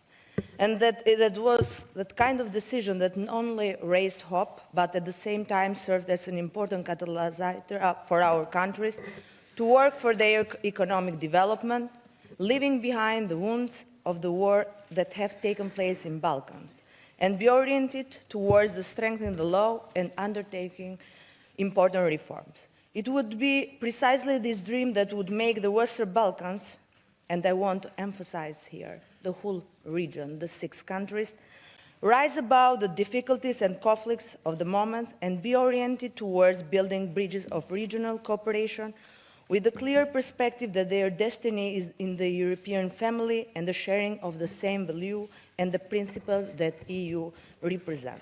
But even though 23 years have passed, the Western Balkans are still not integrated into the European Union. In the face of the optimism and the desire of our people to be part of the EU, politically, unfortunately, our countries have encountered skepticism that has brought inexplicable delays in the journey of our country in the integration process. The refugee crisis, Brexit, COVID-19, pandemic, and the recent aggression in Ukraine have highlighted the urgent need for the EU to first reform itself, to be more integrated among member states, and then to think about the management of EU enlargement and integration policies for the region. The lack of rewards for the progress risk dampening public enthusiasm in our countries. More and more citizens, especially among young people, are pessimistic about the prospect of EU membership. European countries will not have to allow the European perspective of our countries to fade, especially in the context of where third parties are competing for influence, like Russia, China, and recently, like Iran attack in Albania. I want to emphasize here, Iran attack in our East system. So everything fell down and will break down for many, many days. If EU does not pay attention to the region, Western Balkans risk turning into a space of geopolitical antagonism that could import instability into the European Union. It's time for Council of Europe to play a greater role, working together with EU. We have to stand together not just for the perspective of Western Balkans, for the democratic world. We have to stay together here because we belong to Europe. We share European value, and we have not to wait anymore to be part of our original family. Thank you. Thank you, Blerina. And now our next speaker, to whom we are going to listen, Madam Elvira Kovac from Serbia. Elvira, you have the floor. Thank you, distinguished President, dear colleagues, ladies and gentlemen. For the last 2 decades, it has been reiterated for many times that the full EU membership for the Western Balkans is a geostrategic investment in a stable, strong, and united Europe. However, at this point, we have to admit that the EU enlargement policy towards the Western Balkans is at a standstill. Very modest progress has been made in the field of European integration in the region, and in recent years, the EU has failed to achieve significant and long-awaited breakthrough. It goes without any saying that candidate countries, including Serbia, are diligently doing their homework on harmonizing with acquis and institution building, but even completing all these legal and administrative tasks without the EU clear and honest approach, it is impossible to know at what point of the future these countries are going to become members of the EU. Repeated statements by the EU officials that the region belongs to the EU have begun to feel worthless and stale. The EU has wasted valuable time and a great deal of trust in the Western Balkans over the last 2 decades. I remind that in Serbia, accession negotiations are ongoing since 2014. It is very difficult to maintain the enthusiasm of the citizens for so long. In the absence of a credible perspective, Euroscepticism, especially among the younger generation, is growing. Unfortunately, according to the latest public opinion polls, only a third of Serbian citizens trust the EU future and want Serbia to become a member of the EU, while slightly more than a half, 51%, expressly oppose it. This is mainly because the EU itself cannot decide whether it wants to have Serbia among its members, namely the EU approach offers too little reward tied to too many conditions. I'm convinced that the way of how citizens consider the EU integration is based on stereotypes and prejudices and not on concrete, real information. Moreover, of course, there is no doubt that it takes time to change citizens' opinion. In addition, fears of a severe winter are growing, and all possible challenges are requiring urgent measures and bold decisions, especially when it comes to key existential issues such as energy stability, heating, and inflation. Therefore, the EU should cooperate even more closely with candidate countries in the key areas of security, energy, and infrastructure. Normalization of relations between Belgrade and Pristina is essential to the Western Balkans. Concrete steps must be taken towards the establishment of the Association of Serbs Majority Municipalities as a proof that agreements are respected, that both sides are ready to compromise through dialogue, and hope that satisfying solutions could be reached for both sides. Thank you. Thank you, Elvira. Next, prochain orateur est M. Thibault François de la France. Vous avez la parole, Thibault. Monsieur le Président, Monsieur le Rapporteur, I will do my introduction in English as it's the first time I'm addressing this assembly. So it's an honor for me to represent the Rassemblement National in this assembly. This is the first time in the very long history of my party, who just reached 50 years last week. The very locked French electoral system didn't allow my party to have a representation in this assembly, as we don't have any proportional election in France. With my colleagues, we are 4. We will carry a different sound of voice in this assembly, which sometimes is very happy to make some lessons and to give some lessons to the whole world. We will represent in this assembly the 13.2 million people that voted for Mrs. Le Pen at the second round of the presidential election in France. Et maintenant, je vais m'exprimer en français, qui est ma langue maternelle.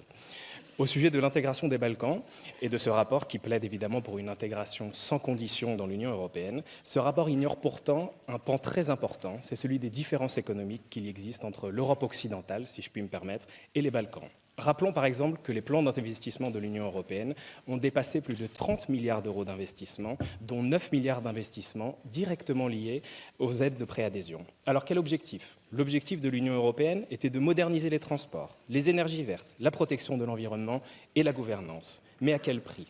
La France, mon pays, subit de plein fouet une crise économique, une crise énergétique et un chômage endémique de laquelle elle ne se remet pas. Notre autonomie énergétique est même menacée cet hiver. Nous ne sommes pas sûrs d'avoir suffisamment de ressources pour pouvoir chauffer tout notre pays. Et ici, vous venez parler d'intégration de nouveaux pays dans l'Union européenne.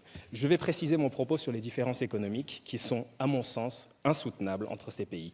Pour rappel, le salaire minimum de l'Albanie est de 191 €. En Bosnie, c'est 204 €. En Serbie, 283.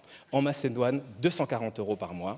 Et mon pays, la France, c'est 1539 €, soit près de 6 fois plus.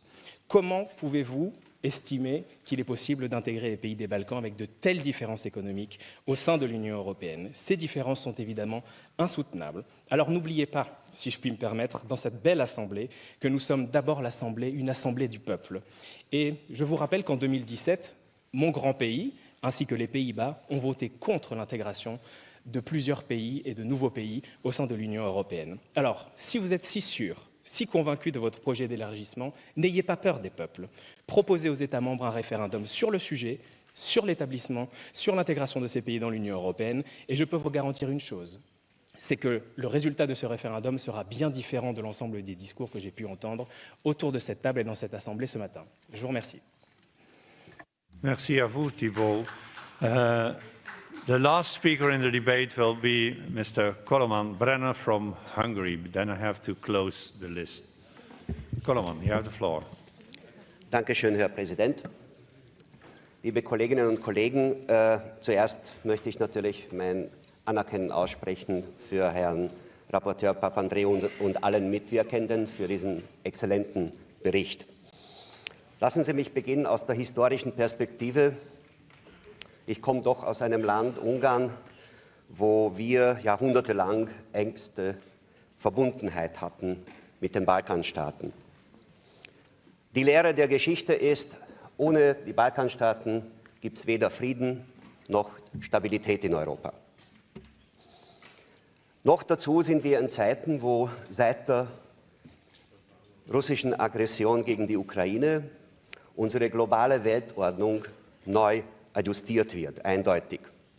Als junger Mensch durfte ich miterleben, wie 1989, 90 bei der politischen Wende eine große globale geopolitische Veränderung geschehen ist. Die ostmitteleuropäischen Staaten haben sich befreit aus der sowjetrussischen Besatzung und von den kommunistischen Einparteiensystemen. Wir müssen hier und heute eine eindeutige Zukunftsperspektive geben den Balkanstaaten. Das ist eine Auswahl von Werten und nicht von Rechnungen, Gasrechnungen, lieber Kollege. Werte der Europäischen Union und der Europäischen Gemeinschaft sind die Rechtsstaatlichkeit, Medienfreiheit und wirklich die Achtung von den nationalen Minderheiten. Glauben Sie mir, als Oppositionspolitiker, als konservativer Oppositionspolitiker aus Ungarn, ich weiß, wie wichtig all diese europäischen Grundwerte sind. Auf der anderen Seite, wenn ich schon die Rechte der nationalen Minderheiten angesprochen habe, dies ist auch ein Garant für die sichere Zukunft in Europa. Und wir sitzen ja hier im Europarat. Wir haben die Sprachencharta. Wir haben das Rahmenübereinkommen zum Schutz nationaler Minderheiten. Ich darf hier in dieser parlamentarischen Versammlung in meiner deutschen Muttersprache reden. Ich gehöre zur deutschen Minderheit in Ungarn. Auch in solchen Staaten wie zum Beispiel, wie erwähnt, Bosnien-Herzegowina, haben wir ja die Zielsetzung, wohin es sich entwickeln sollte. Dass es natürlich eine schwierige Aufgabe ist für all die Länder, und das ist jetzt mein Aufruf an die Kolleginnen und Kollegen in den Balkanstaaten, all die Kriterien, Kopenhagener Kriterien damals genannt, beim Aufnahmeprozess von unseren Ländern zu erfüllen, das steht auf der anderen Seite der Medaille. Dankeschön für Ihre Aufmerksamkeit. Danke sehr, Koloman. As I said, I now have to interrupt the list of speakers. The speeches of members on the speakers list who who have been present during the debate but have not been given the opportunity to speak may be given to the table office for publication in the official report. I remind colleagues that the texts are to be submitted in typescript electronically, if possible, no later than 4 hours after the list of speakers is interrupted. And now I call Mr. George Papandreou, rapporteur, to reply. George, you have 5 minutes. Very much. First of all, let me thank all my colleagues for the warm support for this report and their comments. On the country-specific comments, the goal of this report is not to avoid the conflicts that we have in the region, but to see how the Council of Europe can be a major player towards the resolution of these. And the accession process and the reform process where the Council of Europe has a role can become a catalyst for solving these problems. Secondly, democracy, I believe, is linked to peace, and peace is linked to democracy. Democratic institutions, when functioning well, provide security, a sense of justice, fight inequalities, poverty, respect human and minority rights, guaranteeing social cohesion in these very diverse societies. And they solve problems, democracy solves problems through peaceful dialogue and not violence. And to my colleague who is opposed to the enlargement process to the Western Balkans, I can only say that raising the standards, Mr. Chairman and dear colleagues, raising the standards of the Western Balkans is, in fact, a way to have a more prosperous France also. Making sure that it is a democratic area is a guarantee for a democracy in Europe. But it is also, as many have said, a geopolitical question. And accession is possibly the only way to guarantee peace in the long term. And this, of course, as my colleague Dora Bakoyani from Greece, the EU must have the will to solve this.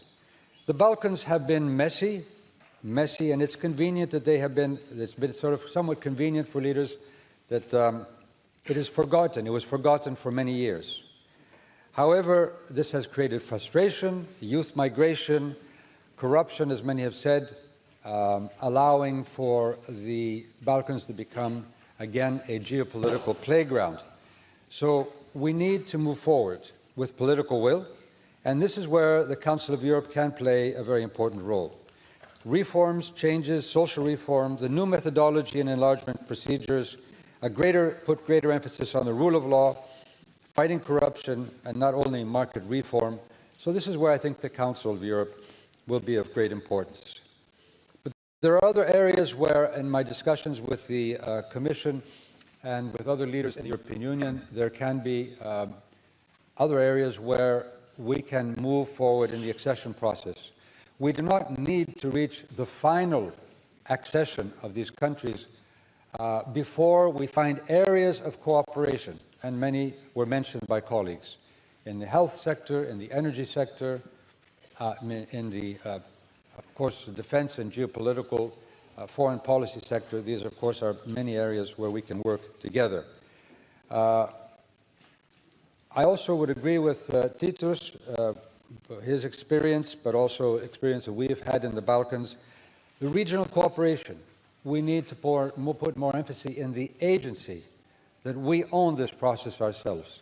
And when we work together, I have found we can find solutions. But this regional process can be crucial, and we have seen that there have been some positive developments which show that there can be a will to solve long-lasting problems as we had between Greece and North Macedonia, and not only.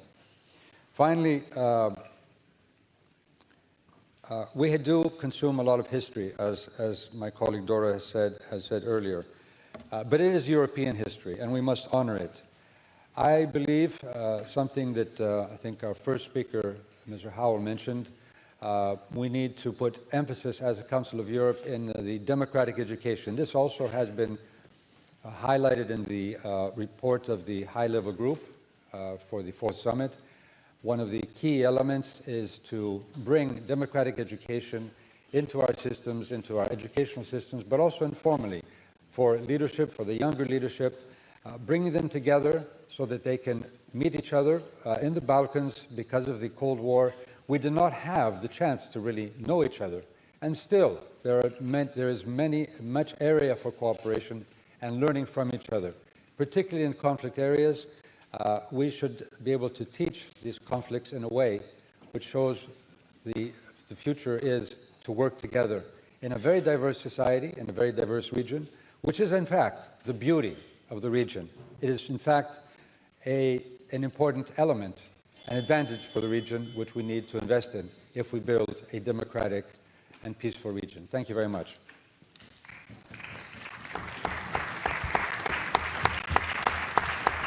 Thank you so much, George, for preparing, on behalf of the Political Affairs Committee, this most important report, resolution, recommendation. Does Mr. Zalt-Nemeth, the chairperson of the committee, wish to speak? You have the floor, Zalt. You have 3 minutes.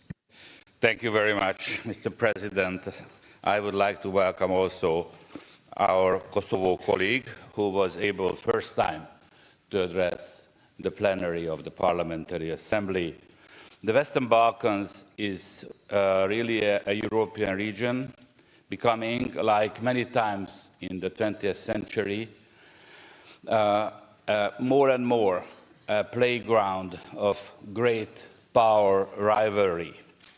Over the 19 years which passed since the Thessaloniki summit, the commitment to enlargement has been confirmed many times at the highest level. However, this length of time, these 19 years, have not disappeared without traces and consequences.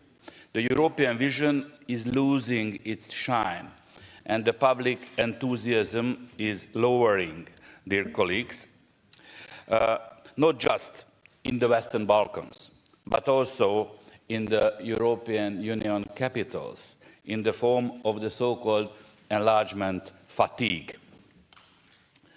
We have to react and act rapidly, and this is our common responsibility to keep alive the European perspective for the whole region, especially when we are in the midst of the Russian-Ukrainian war. And this war underlines the crucial risks stemming from the European Union neighborhood. The Committee of Political Affairs and Democracy discussed this item on 3 occasions since May and held several hearings with various guest speakers, including Commissioner Várhelyi and Mr. Lajčák, Special Representative for the Belgrade-Pristina dialogue, and other Western Balkan issues. These meetings were complemented by an intense fact-finding visit by Mr. Papandreou, our rapporteur, to Brussels, where he had a chance to exchange face-to-face with key leaders from various EU institutions, including Commissioner, member of the European Parliament, the European Commissioner for Enlargement, Mr. Várhelyi, appreciated the very balanced drafting of the report in his video message this morning in our committee. So, dear colleagues, it is high time for enlargement. Then we should take seriously the enlargement of not in the shadow of the Russian-Ukrainian war. While the topic is complex and multifaceted, I am very glad to note that the draft resolution and the draft recommendation were adopted unanimously in the committee last month. Thank you very much, our rapporteur, Mr. Papandreou, your work, and the Secretariat, obviously. Thank you very much. Thank you, Zalt. Dear colleagues, the Committee on Political Affairs and Democracy has presented a draft resolution which you find in document 15609, to which no amendments have been tabled, and a draft recommendation to which 1 written amendment and 1 oral amendment has been tabled. We now first will proceed to vote on the draft resolution contained in document 15609, as no amendments have been presented. A simple majority is required. The vote is open.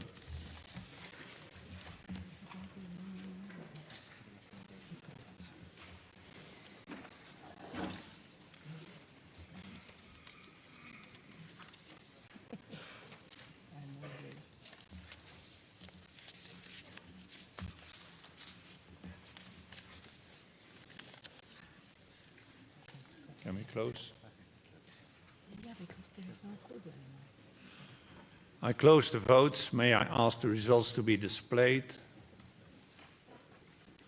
The resolution is adopted. We will now consider the draft. We will now consider the draft recommendation. I understand that Mrs. Jonai would like to withdraw Amendment 1 in favor of an oral amendment agreed in the committee. Is that so, Mr. Gonjai?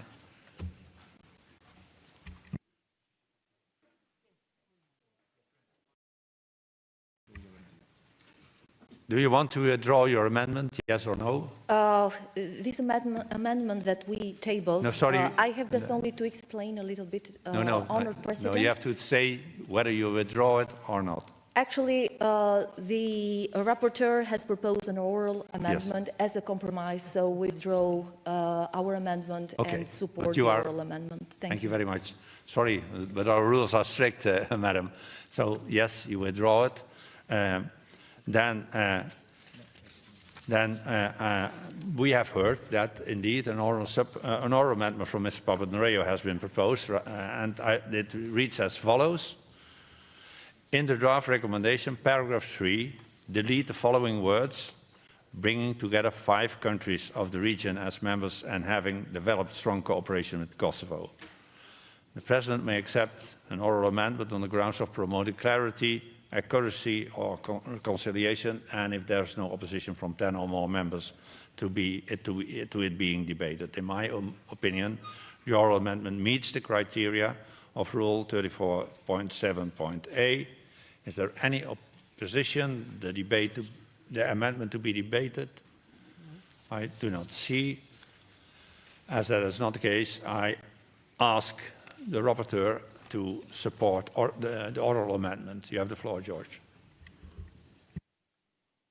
Yes, very simply, we felt that this would be a good compromise.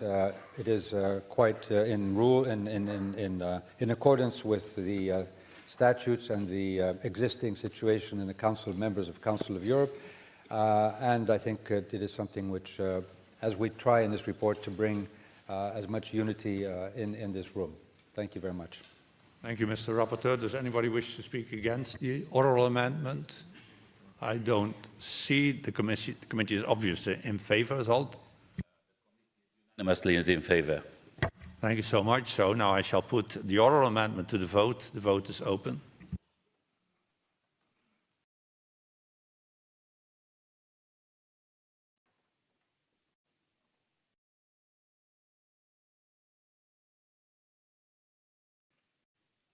The vote is closed. I call for the results to be displayed. The oral amendment is adopted. We will now proceed to vote on the draft recommendation contained in document 15609 as amended. I inform the colleagues that a 2/3 majority is required for this recommendation. The vote is open.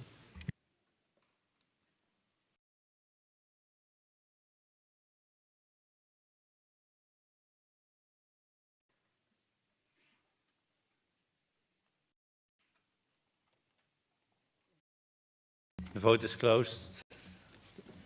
The results to be displayed, and the recommendation is adopted. Congratulations.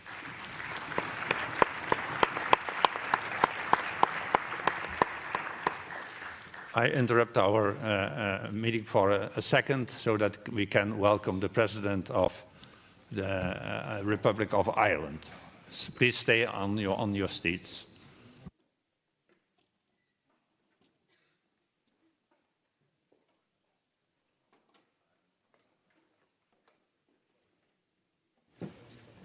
Son Excellence, Monsieur Michael Higgins, Président de l'Irlande.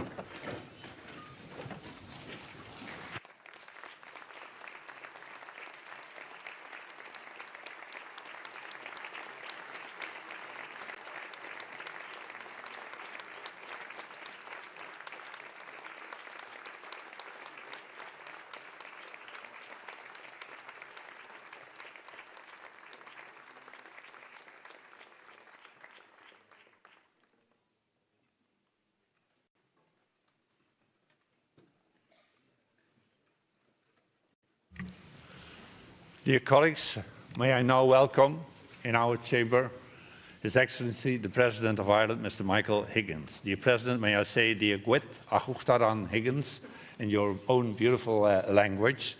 We are extremely honored by you joining us today at a time when your country, Ireland, is successfully presiding over the Council of Europe's Committee of Ministers. I also welcome Minister Byrne and also welcome Mrs. Higgins, be our guest. Mr. President, I already had the privilege to visit you recently, your country, and to be received at your place in the margins of the Conference of the Ministers of Justice. Being in Ireland made me really appreciate one of the priorities of the Irish presidency, which is called Fáilte, which is, again, in your beautiful language, but which stands for fostering a Europe of welcome, inclusion, and diversity.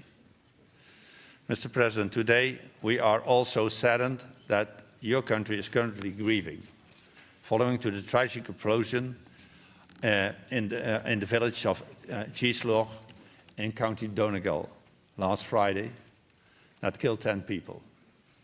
At this very moment, when your thoughts are at home with the families and loved ones of the victims, your presence amongst us is particularly appreciated. Let me therefore express through you a message of solidarity with the Irish people and our deepest condolences to the families and loved ones of the victims on behalf of our Parliamentary Assembly. Mr. President, your presence here today is highly appreciated by us all and demonstrates the commitment of your country, one of the 10 founding members of our organization, to the Council's core values. This is especially significant today when European and global security and stability are undermined by the illegal, unprovoked and unjustified war of aggression by the Russian Federation against our member state, Ukraine. Russia's violation of international law and the atrocities committed by its military against Ukrainians are shocking and require a decisive response. This war has highlighted the crucial importance of the founding principle of the Council of Europe. The pursuit of peace can only be achieved through justice and international cooperation. Sustainable peace must be anchored to the fundamental values of human rights, democracy and the rule of law. It must be preserved through effective mechanisms of multilateral cooperation based on respect for these fundamental values. Mr. President, throughout your life you have campaigned for human rights and for the promotion of peace and democracy in Ireland and many other parts of the world. If I may, I would like to take this opportunity to recognize and acknowledge your efforts, your work and your personal deep commitment towards these values. Your wise thoughts and your deep experience are therefore of great value for us. And therefore, I invite you, Mr. President, to share your wisdom with us today. Once again, be welcome, and may I invite you and give you the floor. Thank you very much.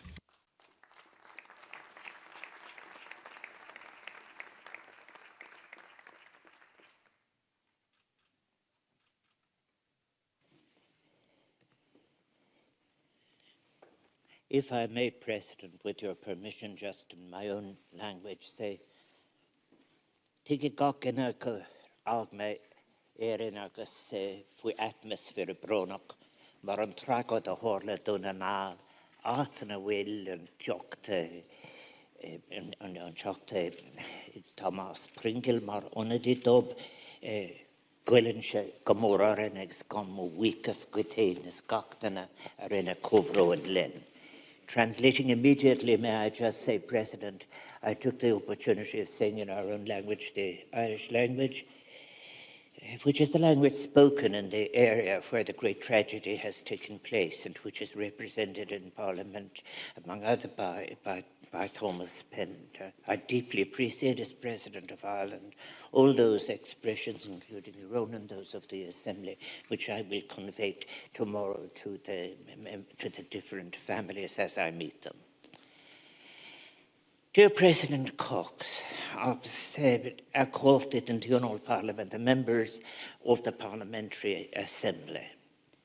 I'm very delighted to have the opportunity to speak to you. I want to express my appreciation for the opportunity during the Irish presidency of the Committee of Ministers to be able to speak to you. I very much was pleased to meet both the President and the Secretary-General recently in Dublin. I think that was on the occasion where, again, under the auspices of the Irish presidency, a very important seminar took place on very much dealing with the violence against women, which is a priority of the Irish presidency of the Council of Europe. And it ended with the Dublin Declaration, which was very important. Again, I think that under the presidency, there has been a very important seminar on the effectiveness of the Council of Europe at the Human Rights Centre of Galway University under the title Lighting the Shade, Effective Application of the European Convention on Human Rights in Areas of Conflict in Europe, and that was very valuable. It is just 7 years since I had the honour of addressing members of the Parliamentary Assembly before. That was a time of grave geopolitical fractures, but it was too, I have to say, a moment of the brightest hope. Agreements had been reached in New York and Paris that year on the United Nations Sustainable Development Goals, and COP21 provided us with a model for the building of a sustainable future for humanity and for our planet. I address you today when we are challenged not to allow the shadows under which we are currently living to defeat what are and remain our best hopes, agreements which have an intergenerational support, particularly among young people. Those agreements are built on foundations that include the crucial importance of multilateralism, a multilateralism which is at the heart of the values on which all of our global institutions are based, including the Council of Europe and the United Nations.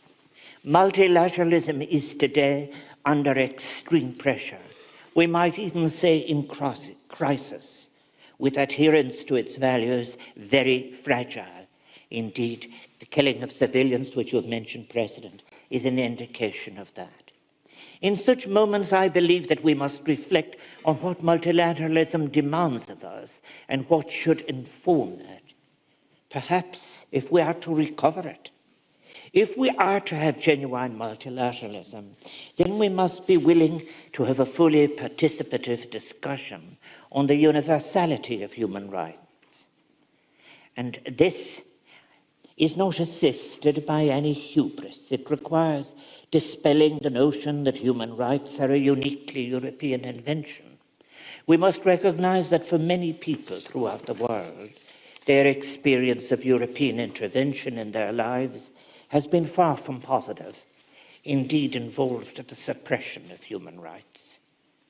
The sources of human rights are much more diverse than the valuable European rationalist sources might suggest. If we are to achieve an effective, universally supported system of multilateralism, we must recognize that there have been many different efforts at transcendence towards rights in human history, and many codifications of rights. I think, for instance, of the codes of Hammurabi in Mesopotamia in 1750 BC, codes which have served as a model for establishing justice in many cultures and have influenced laws established by Hebrew scribes, including those in the book of Exodus.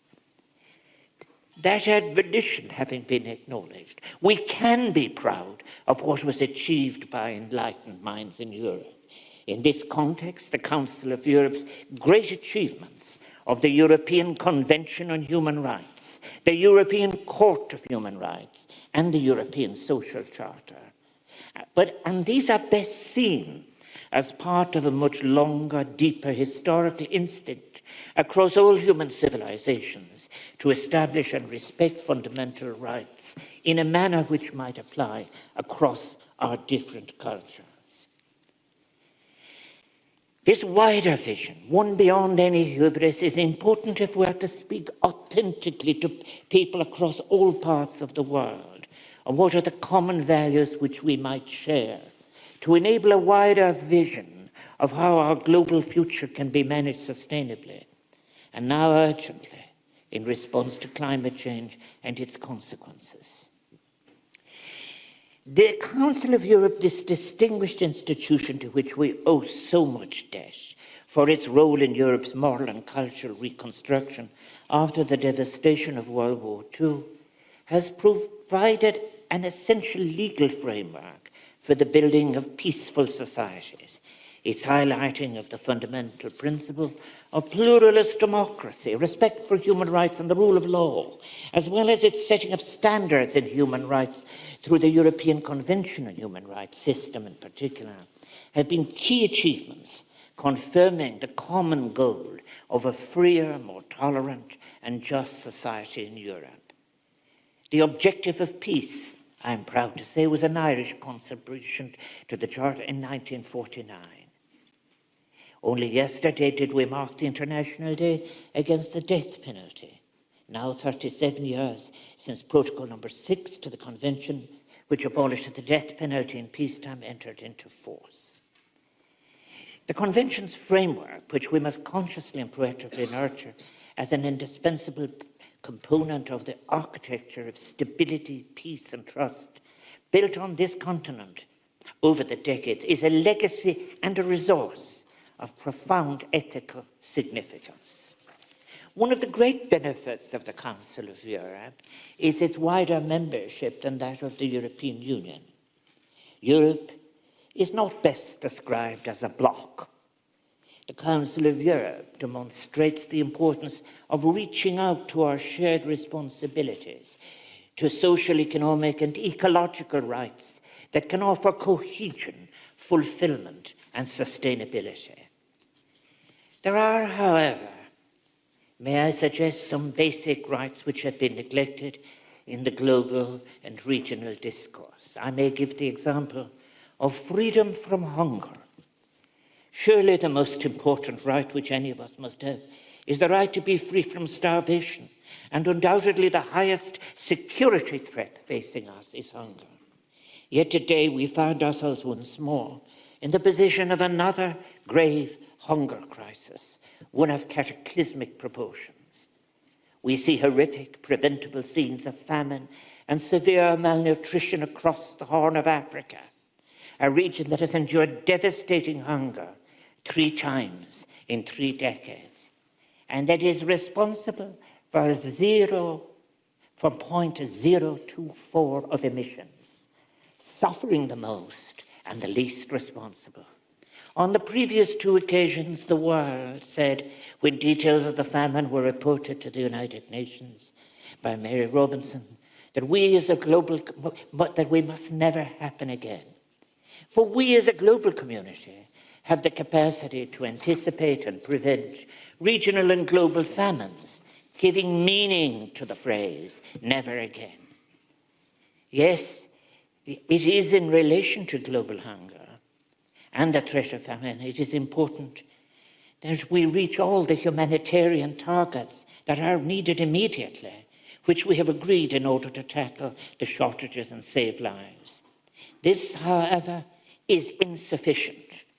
We need to look at the structural factors contributing to food insecurity, and to do so from a rights-based perspective, dealing with issues such as debt. 29 of the countries on the edge of collapse into debt, 16% on servicing debt, and 6% perhaps on public health. We must address monopolistic control of production and distribution of staples and food, for food insecurity is contributing to and exacerbating conflict. It is a moral choice between tolerating monopolistic economics at international level and supporting the right to survive. Our world, I suggest, must address issues of sufficiency in a different and sustainable way. In relation to what we have just heard this morning, over the weekend and for a while now, there must be no impunity in any circumstances for breaches of international and humanitarian law. Ours and the Council's purpose must be to achieve in our democracies, conditions of peace.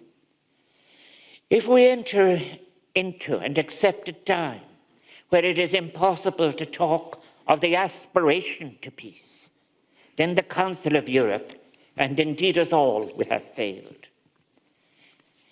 I do think multilateralism is the principle we rightly invoke as an alternative to unbridled multilateralism. But it is a principle which must be tested for institutional adequacy. The Council of Europe has achieved much in its history, but cannot afford to be complacent about the challenges that remain ahead. It is appropriate, I suggest, to ask if the architecture which is available in current diplomacy can deliver on the original aims of the Council of Europe, or indeed of the Charter of the United Nations. It is a painful reality that the architecture and institutions underpinning multilateralism have proved to be fragile, weak, and I have to say occasionally not fit for purpose. If we can identify shortcomings, should we not then press for reform? Just as, given its dysfunctional consequences, we cannot continue to have 5 permanent members with a veto on the United Nations Security Council, continue to prevent and obstruct the consensus of the General Assembly of the United Nations. The Council of Europe, too, must be willing to look at its architecture, the architecture necessary for it effectively tackling, such as how it communicates with the European street. In this context, I welcome the guidance which the very eminent members of the high-level reflection group chaired by my predecessor as President of Ireland, Mary Robinson, has suggested on the future of the Council. I strongly support its 30 recommendations across 5 themes. And so too is what is very valuable is the work of the Parliamentary Assembly's Ad Hoc Committee, chaired by Senator Fiona O'Loughlin, on the proposals for a 4th summit and discussion on governance and the future of governance in the Council of Europe. I think the Council of Europe has played a critical role in the encouragement it has offered to us in Ireland and the hope it offered. Maura McEntee, one of our state's first female diplomats and the first woman to serve as permanent representative of Strasbourg, described the Council of Europe as a stage in international progress unimaginable before the last war. Again, Sean McBride, a person who identified strengths and weaknesses to the Council from the very beginning, said, "It is, in my view, one of the most important and constructive developments that have taken place in Europe. Unlike many other attempts at world organization, it relies rather on moral, ethical, social, and economic forces than upon military measures." Both McEntee and McBride recognized the importance of the European Convention on Human Rights and the crucial role which its Commission and Court would play in setting standards. Despite the moral authority of its legal institutions, we live in a world where the legitimacy of both the European Court of Human Rights and the Convention on Human Rights continues to be undermined. Let me take this occasion to state Ireland's view very clearly. The European Convention on Human Rights must remain the cornerstone of human rights protection across Europe. To those who suggest that there is some tension between the principles of parliamentary democracy and the international protection of human rights, I respond unequivocally that parliaments flourish in an environment where rights are vindicated, upheld and promoted, not where they are delayed, judged, or even rejected. The reality of human rights, of course, extends ever further, and it is within the realm of social and economic rights that we in recent times have witnessed grave threats to security by policies and decisions which were far removed from the values of the European Social Charter. That landmark document that affirms how human flourishing entails the effective enjoyment of social rights, as well as civil and political ones. There were times, and there will be again, when the Council of Europe is the institution that is called upon to fill a vacuum, make a response.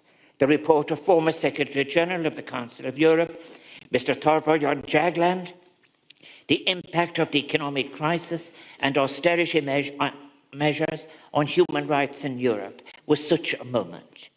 His report is a damning indictment of austerity policies that were forced upon the citizenry of Europe without consideration as to human consequences in order to maintain an under-regulated European banking sector, an approach that had serious implications for human rights. His report concluded, people's rights are threatened by the impact of the economic crisis and growing inequalities. European societies have suffered the effects of the recent economic crisis, which has deeply affected social cohesion in many member states and which may eventually threaten both the rule of law and democracy.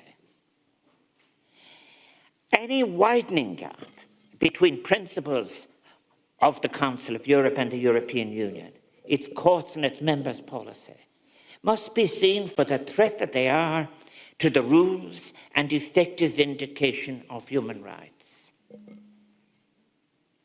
This paradigm that was imposed that trumped human rights contradicted everything in the spirit of the Council of Europe, and particularly the values that were expressed in the European Social Charter. We must ask why the Charter was not invoked when social welfare was being cut and public services slashed across Europe in the name of austerity more than a decade ago. The crisis of legitimacy and competence on economic and fiscal matters, a crisis which has fueled the democratic crisis we continue to see unfolding not just in Europe but around the world, has precipitated the great loss of trust now manifesting itself. 7 years ago, I said as a parliamentarian, parliamentarians must recover their ground. Parliamentarians are accountable. Yet the OECD informs us from their research that only 40% of European citizens trust their national governments, and even a lower percentage reported among poorer and younger citizens. There can be little doubt that social media is a key driver of this declining trust with its capacity to spread misinformation. But I believe that this alarming trend, which points to an ongoing democratic crisis in Europe, has been fueled by the continuing failure to critically acknowledge the consequence of reliance on a narrow economic paradigm that has resisted regulation, facilitated monopolistic tendencies, and has widened inequality, that has advocated austerity policies that have proven to be ruinous to social cohesion, that has been facilitated by an institutional inertia, something that has inflamed citizen cynicism. Achieving a vibrant democracy requires that we engage citizens meaningfully, inclusively, comprehensively, in an understanding and commitment to human rights, a literacy of human rights. That is why I would like to see associations of the Council of Europe in every stage, associations of supporting the United Nations, delivering the debate and the options and the discussion to the street. We need to anticipate challenges before they become crises, and indeed before they become disasters, and use all of the tools available, traditionally and currently to us. How remarkable it is that in recent times, we, given our European intellectual heritage, have enabled an eclectic philosophy to test our assumptions, and indeed anthropology, to inform us on diversity and difference. These disciplines have had the potential to offer us so much to our present difficulties and circumstances, in understanding and anticipating the crisis of our contemporary times, including those sourced in ethnic, linguistic, or historical basis. I do put forward today the case for a return to the use of such tools as anthropology as a means of promoting a deeper understanding of diversity and cultural difference, and indeed anticipating, as I have said, potential conflicts. Concentration of corporate power, the growing realm of the unaccountable, and private isolation and alienation go together We need to defend the public world, including the space of discourse and access, be able to speak and listen to each other in conditions of respect and discourse courtesy. As public sector broadcasting has increasingly disappeared or become unregulated, we have seen an erosion of public accountability in the media. Likewise, the failure to establish any effective form of regulation over misinformation and abuse on social media has created a further lack of accountability in public commentary.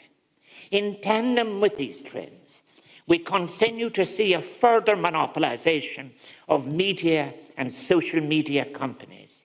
We see and are allowing an increasing concentration of ownership in key digital and media companies, and indeed in a similar way as to how we experienced the dangerous consequences of monopolization in the production and distribution of essentials such as grain and fertilizers, we now see it in the media.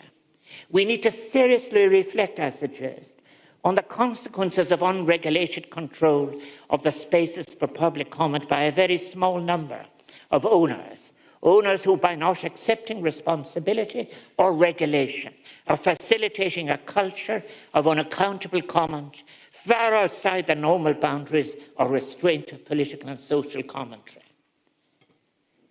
What we're witnessing in Ukraine, following the illegal and immoral invasion by its powerful neighbour, is an imperialist action.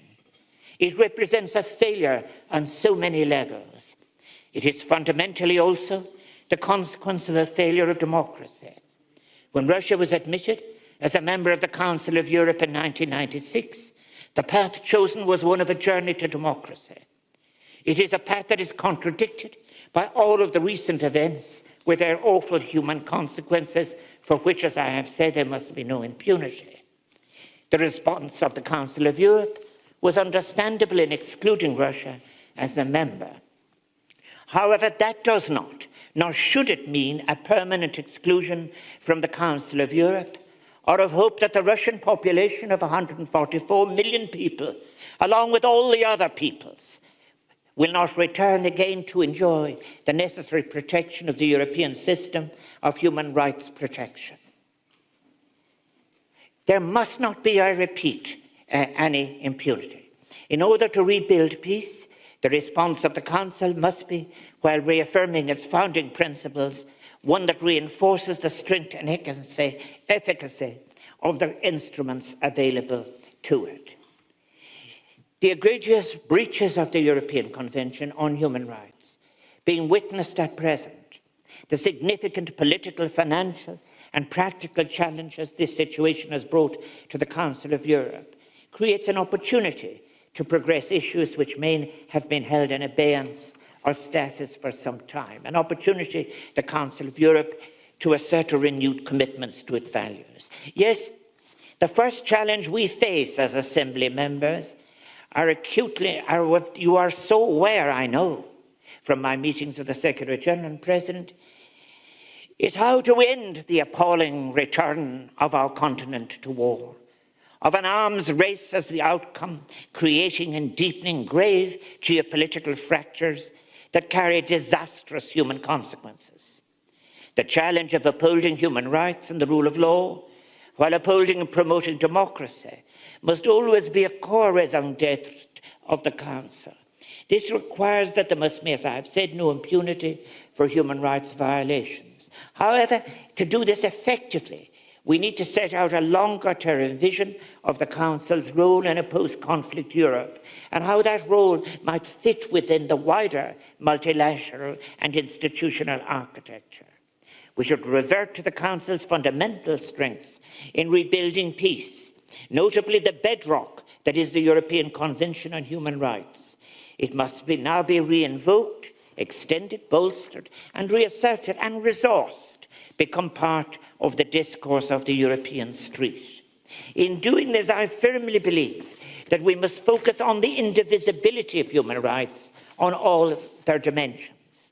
We need to commit to what might be a wider definition of comprehensive security in Europe, and thus constitute a European step towards a universal human rights-based approach to security, a security that includes the rights to live free from food insecurity, and which includes all of the rights of participation.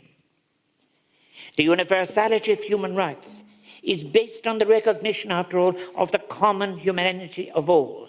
This principle, our common humanity in all its dimensions, must be our bedrock.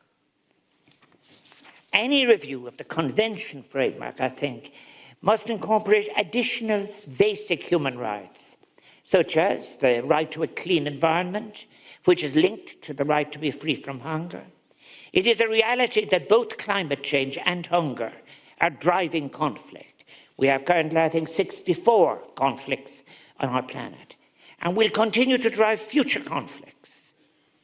Responding to climate change and its consequences has slipped down the rank of prioritized global policy issues over the course of the pandemic and the war, and it has done so at our peril. An under-recognized strength of the Council of Europe has been its emphasis on the role of culture in nurturing democracy.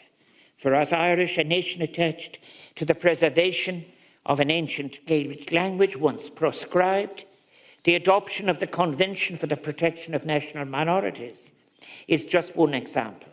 It was an important step towards the recognition of cultural rights throughout Europe. And while I am proud to say that from the beginning Ireland was among the first to acknowledge the decisions of the European Court of Human Rights, we must acknowledge that for us and all members, there is also the test of efficacy in delivering remedies and adequacy of response. As of January 2022, dear friends, 47% of the leading judgments handed down by the court over the past 10 years are still pending implementation. There are 1,300 leading judgments pending overall. This is addressed by the distinguished group that you will be discussing. For example, more needs to be done in my own country with regard to the protection of minority groups, in particular travellers. In its most recent assessment, 2021, the European Commission Against Racism and Intolerance, within the ambit of the Framework Convention on National Minorities, concluded there is still a substantial shortfall in the provision of accommodation for travellers. Many traveller sites are in an inadequate condition. Criminal justice legislation, housing, provides for inadequate safeguards for travellers threatened with eviction, and evictions are carried out in practice without the necessary safeguards. And this is not about governments only. This is about publics accepting rights and the rights of minorities. These findings indicate the distance that we in Ireland still have to travel on the issue of traveller equality and full participation in Irish society. What our publics require now is not just acceptance of recommendations of the Commission or decisions of the Court, but better effectiveness of resolution and remedy. The failure to remove the source of the original complaints is, after all, to undermine the legitimacy of the Council of Europe's architecture. The European Court of Human Rights, which I will visit later today, played a pivotal role in advancing LGBTI rights in my own country, Ireland. This is epitomised in the case Norris versus Ireland in 1988. David Norris is a friend of mine, in which Irish Senator David Norris successfully charged that Ireland's criminalisation of certain homosexual acts was in breach of Article 8 of the European Convention on Human Rights. This case marked the turning point for LGBT rights in Ireland and would go on to lead to the introduction of same-sex marriage legislation in 2015. But it had to come to Europe, having been, in fact, unsuccessful in the domestic-led courts. While significant strides have been made in that important area of human rights in recent decades, they are not uniformly in place across our Union. Neither is the provision and legal response to violence against women. I am pleased that both Ukraine and the United Kingdom recently became the 36th and 37th states, respectively, to ratify the Council of Europe's Istanbul Convention, recognizing as it does violence against women as a fundamental violation of human rights. Turning nearer to home, The European Convention on Human Rights is essential to the effective functioning of the Belfast Good Friday Agreement in Ireland, which has brought peace on our island. The unique circumstances of Northern Ireland and the fundamental purpose of the human rights provisions of that agreement require an approach that ensures the Convention continues to be fully implemented in Northern Ireland, regardless of Britain's exiting the Union. Progress on post-conflict legacies in Northern Ireland is crucial in order to meet the legitimate needs and expectations of victims and survivors, to uphold the rule of law, and to contribute to broader societal reconciliation as an integral part of the peace process. And victims from all sides are in agreement that granting impunity to those guilty of crimes is simply not acceptable. The proposed summit meeting of the Council, which I support, which I think the intellectual group suggested, can provide a unique opportunity for leaders to recommit to the Council's first principles and set a longer-term vision for the organisation. In doing so, all member states must reaffirm their commitment to the principles and values of Europe as enshrined in the statute and to the implementation of the rights and freedoms. I personally think that not only in Europe, but really a movement to try and establish, if you like, basic rights, basic rights and the basic essentials of life would be such an important new development.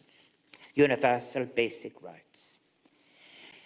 I think this requires the unconditional obligation of the contracting parties to the Convention to abide by the final judgments of the European Court of Human Rights. Speaking of the Court of Human Rights, may I take this opportunity to pay tribute for his work at the court of its outgoing president, Robert Spano, and to warmly wish every success, Gachragas Banacht, to its president-elect, Shifra O'Leary, the court's first Irish, first female president. The Council of Europe's system of human rights protection is explicitly linked to the maintenance and support of democracy. This key point is emphasised in the 2001 report of the Evaluation Group on the European Court of Human Rights, which states that democracy lies at the heart of guarantees protected by the Convention. It upholds pluralist democracy by securing core principles. It promotes the rule of law, which provides the essential framework for effective political democracy. And if Europe is to fulfill or recapture the vision of its founding fathers, then the Europe we build must be founded on respect for basic human rights, including economic and social rights, and respect for the rights of minorities, migrants, and refugees. If we allow these rights to be diluted by the rhetoric of prejudice and fear, we risk undermining the moral legitimacy of our various positions on the world stage. This in turn will weaken, and perhaps is already weakening, our influence and capacity to act in response to the very real threats to these values. So as to our future Council of Europe, a key task will be the optimal calibration too of the interwoven relationship between the trinity of Council structures, that is to say the Committee of Ministers, the Parliamentary Assembly, and the Secretary-General's office, to ensure the effective delivery of human rights. This relationship was identified by Sean McBride in the earlier years of the Council as potentially problematic.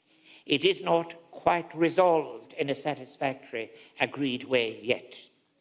The Council's unique range of institutions, standards and tools must be better deployed to improve human rights, rule of law and democratic conditions in any affected region.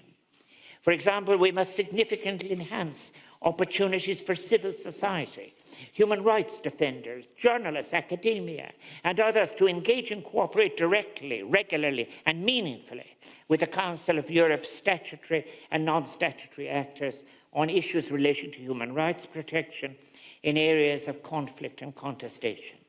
It is important at a time of deep conflict which we're experiencing to refer, as I have said, to the value of culture and to recall what we share in it.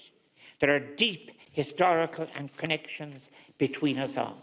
For example, even between the peoples of Russia and the peoples of Europe, ones that can serve as a basis for future contacts and dialogues with Russia in better times. We must remain open to such a cultural dialogue. This is a moment, I suggest, dear friends, for the Council of Europe's Parliamentary Assembly members to engage with vigour in the public space on behalf of human rights literacy within their parliaments, between their parliaments and publics. It is not a moment for yielding in any sense to the intimidations of any new populisms or ancient hatreds based on fear. It is a time to make the case for solidarity, protection and possibilities. Féidirachtaí. European citizens and those who have joined us, and those who are joining us, will join us, must share a belief in a moral Europe that confronts shared challenges together in an open, inclusive, equitable form of multilateral engagement. Such a Europe must be open to the full diversity of the planet we share, and its vulnerabilities and its differences in efforts at transcendence and achieving sustainability, and its responsibility to future generations for biodiversity.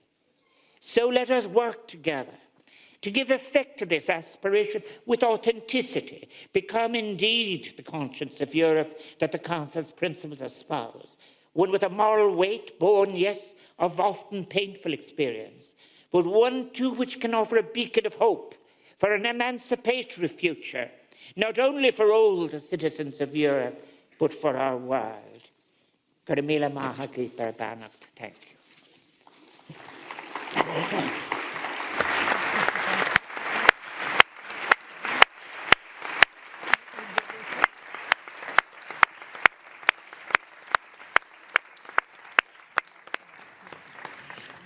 Thank you very much, President Higgins, for what I would call your grand lecture on the Council of Europe and its place in the multilateral architecture that we all need so dire in these so difficult and challenging times. You have agreed, Mr. President, to answer some questions of our Assembly, and I would propose that we first take together the 5 questions on behalf of the political groups.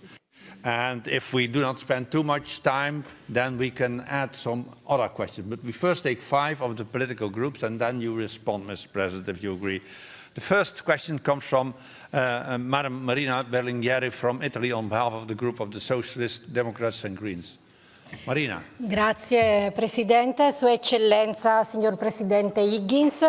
I tempi che stiamo vivendo ci hanno fatto capire che per contrastare l'obiettivo di imporre un assetto mondiale basato su rapporti di forza militari ed economici, noi dobbiamo favorire un'alleanza globale che definisca in modo più efficace nelle sedi multilaterali principi e soluzioni condivise.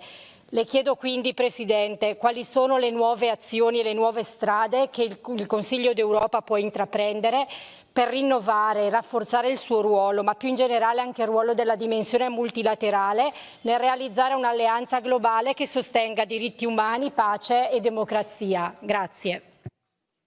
Thank you, Marina. Next question comes from Marina Valentina Martinez Ferro from Spain, and she speaks on behalf of the EPP group. Marina.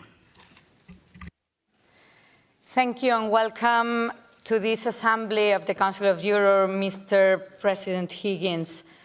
Le haré la pregunta en castellano porque sé que lo habla estupendamente, al igual que las otras 2 lenguas oficiales de su país, el gaélico y el inglés, como nos ha mostrado hoy aquí, dando un excelente ejemplo de convivencia e inteligencia, algo propio de las sociedades plurilingües. Me encantaría saber cómo lo han conseguido este respeto en Irlanda, sobre todo a nivel educativo, porque podría ser muy útil para España. Pero hago la pregunta en nombre de mi grupo, así que me ceñiré a lo convenido. Ya que tienen el diálogo entre las autoridades irlandesas y británicas en marcha, ¿qué podría hacer el Consejo de Europa como ayuda adicional que contribuya a un acuerdo pronto y definitivo? Muchas gracias. Gracias, Maria. The third question on behalf of the political groups comes from Mr. John Howell from the United Kingdom, and John speaks on behalf of the European Conservatives. Thank you, Mr. President, for attending the funeral of Queen Elizabeth. If you and I can reach agreement on the Northern Ireland Protocol, how inherently strong do you think the relationship relationship between our two countries is, and what do you think that will mean for tackling the complacency that there is here within the Council of Europe together? Thank you, John. And the fourth question on behalf of the political groups comes from Madam Ingvild Welters Torsvik from Norway on behalf of the group of the Liberals and Democrats in Europe. Ingvild, you have the floor. Thank you, Mr. President. Digital technologies play a central role in the functioning of our societies. They offer new opportunities for our democracies, but they also pose new risks to human rights. Under the current European Data Protection Framework, the Irish Data Protection Commission is tasked with ensuring that the biggest technology companies comply with European data protection rules, as these companies are headquartered in Ireland. However, the Irish Data Protection Commission has been publicly criticized for lax or insufficient enforcement against said companies. My question is what the Irish authorities are doing to ensure that Ireland has an independent and effective data protection regulation, and which mechanisms will be put in place to ensure proper functioning. Thank you so much, Ingvild. And now the last question on behalf of the political groups comes from your compatriot, Mr. Thomas Pringle from Ireland, and he speaks on behalf of the Unified European Left. Thomas?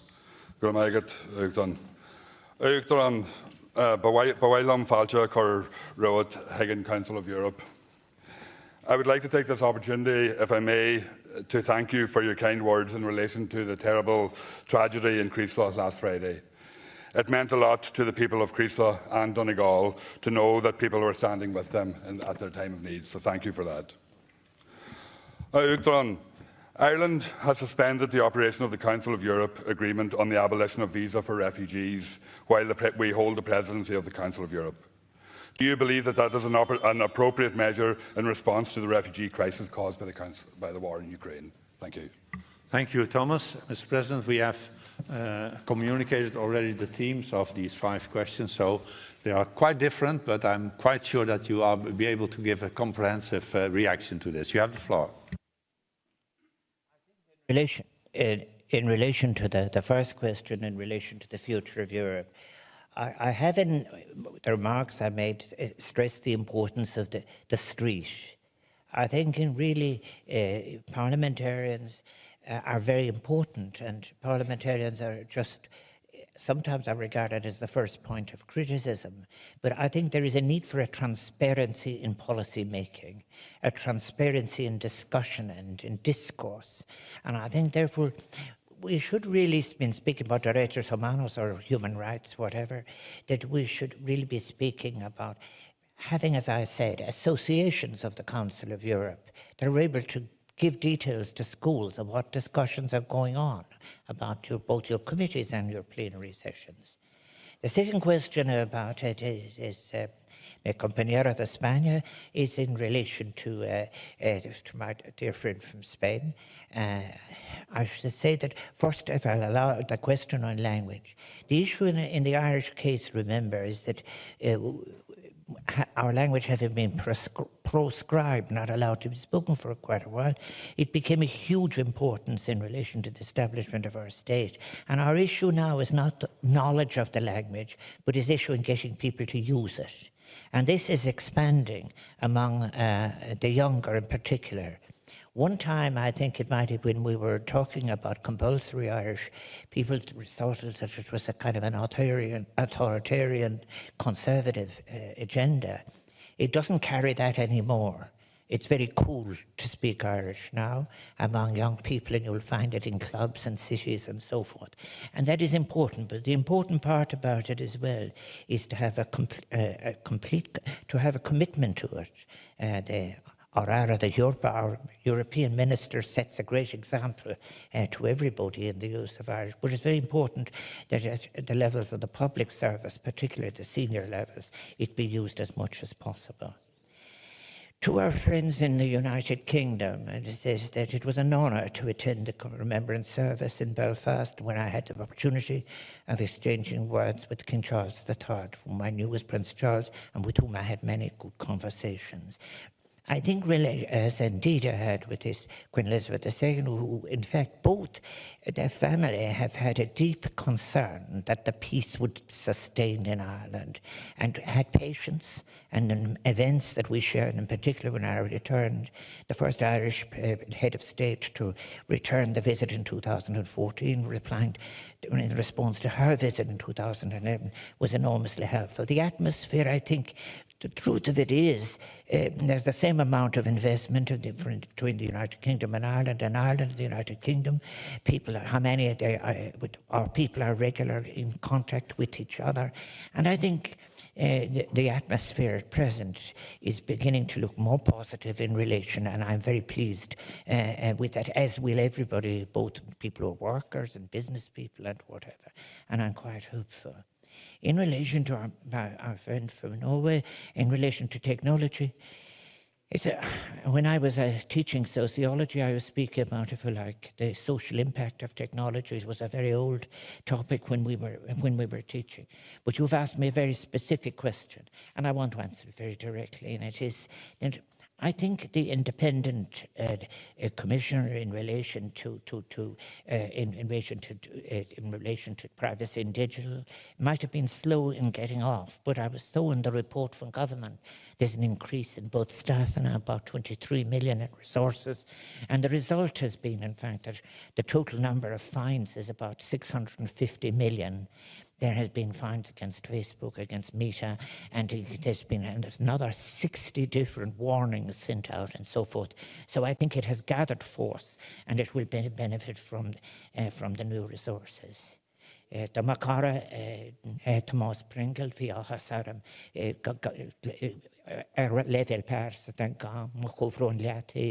it is very, I'm a former minister for the Gaeltacht, with the responsibility for the Irish language and Gaeltachs, and I just think what is important about the tragedy, and why I will be going there tomorrow, is very, very much as a small community. So literally everybody who is lost and anybody who's injured will be known to everybody else. I think it is something we will move past, and I think that the Irish community all over the island are responding. I might say, in relation to the previous question I was asked, one of the warmest messages I received yesterday was messages from King Charles, who sent me a very long message about all this. And we are, as President of Ireland, may I acknowledge all of the people who have sent messages expressing their solidarity with the people of Donegal. Thank you, Mr. President. If you allow me, I did ask a question. I didn't answer Deputy Pringle's question, which is just it. I'll answer it very like this. We had a directive which has allowed us, we have 50,000 Ukrainians, it will shortly be 60,000 in many cases, and that is under the temporary directive. But I assure you, I am very well aware that we have to learn too from our experience in direct provision. And it is very important that we, in fact, treat all migrants. And I think in many ways why you can say that we have obligations that arise from proximity, but those obligations in relation, because it is the neighbours, shouldn't in any sense take from our international obligations into any refugee from any circumstance of conflict. Thank you, Mr. President. Sorry for interrupting you, because you still had indeed to give this most important answer. We can take 3 more questions. Because then we are running out of time. The first question will be from Fiona O'Loughlin, then from Lawrence Nashka, and then from George Fox. Fiona O'Loughlin from Ireland. Fáilte Oath Arash Uachtaráin, you're very welcome back to these hollowed halls where indeed you made your mark as a former member.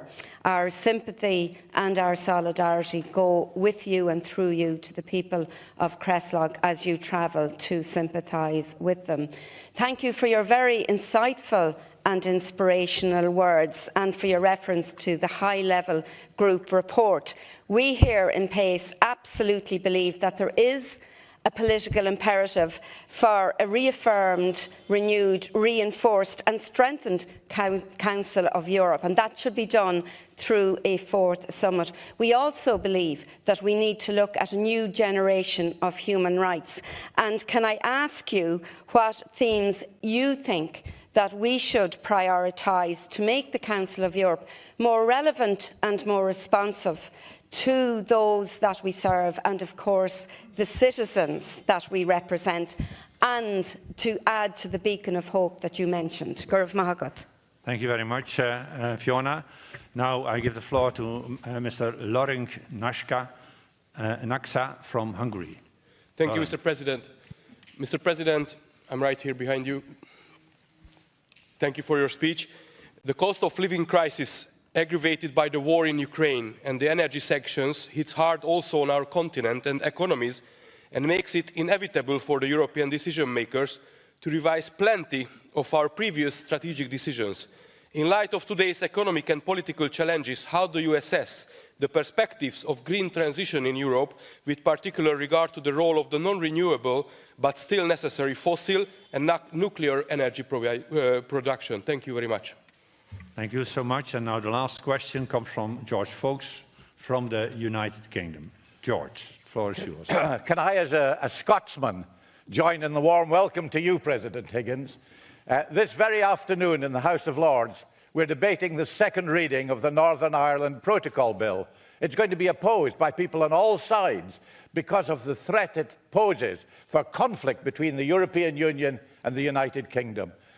What can you in Ireland do to try and make sure that this kind of conflict does not take place? Thank you, George. Mr. President, again, three quite different questions, and I have to ask you to answer as short as possible, but the floor is yours.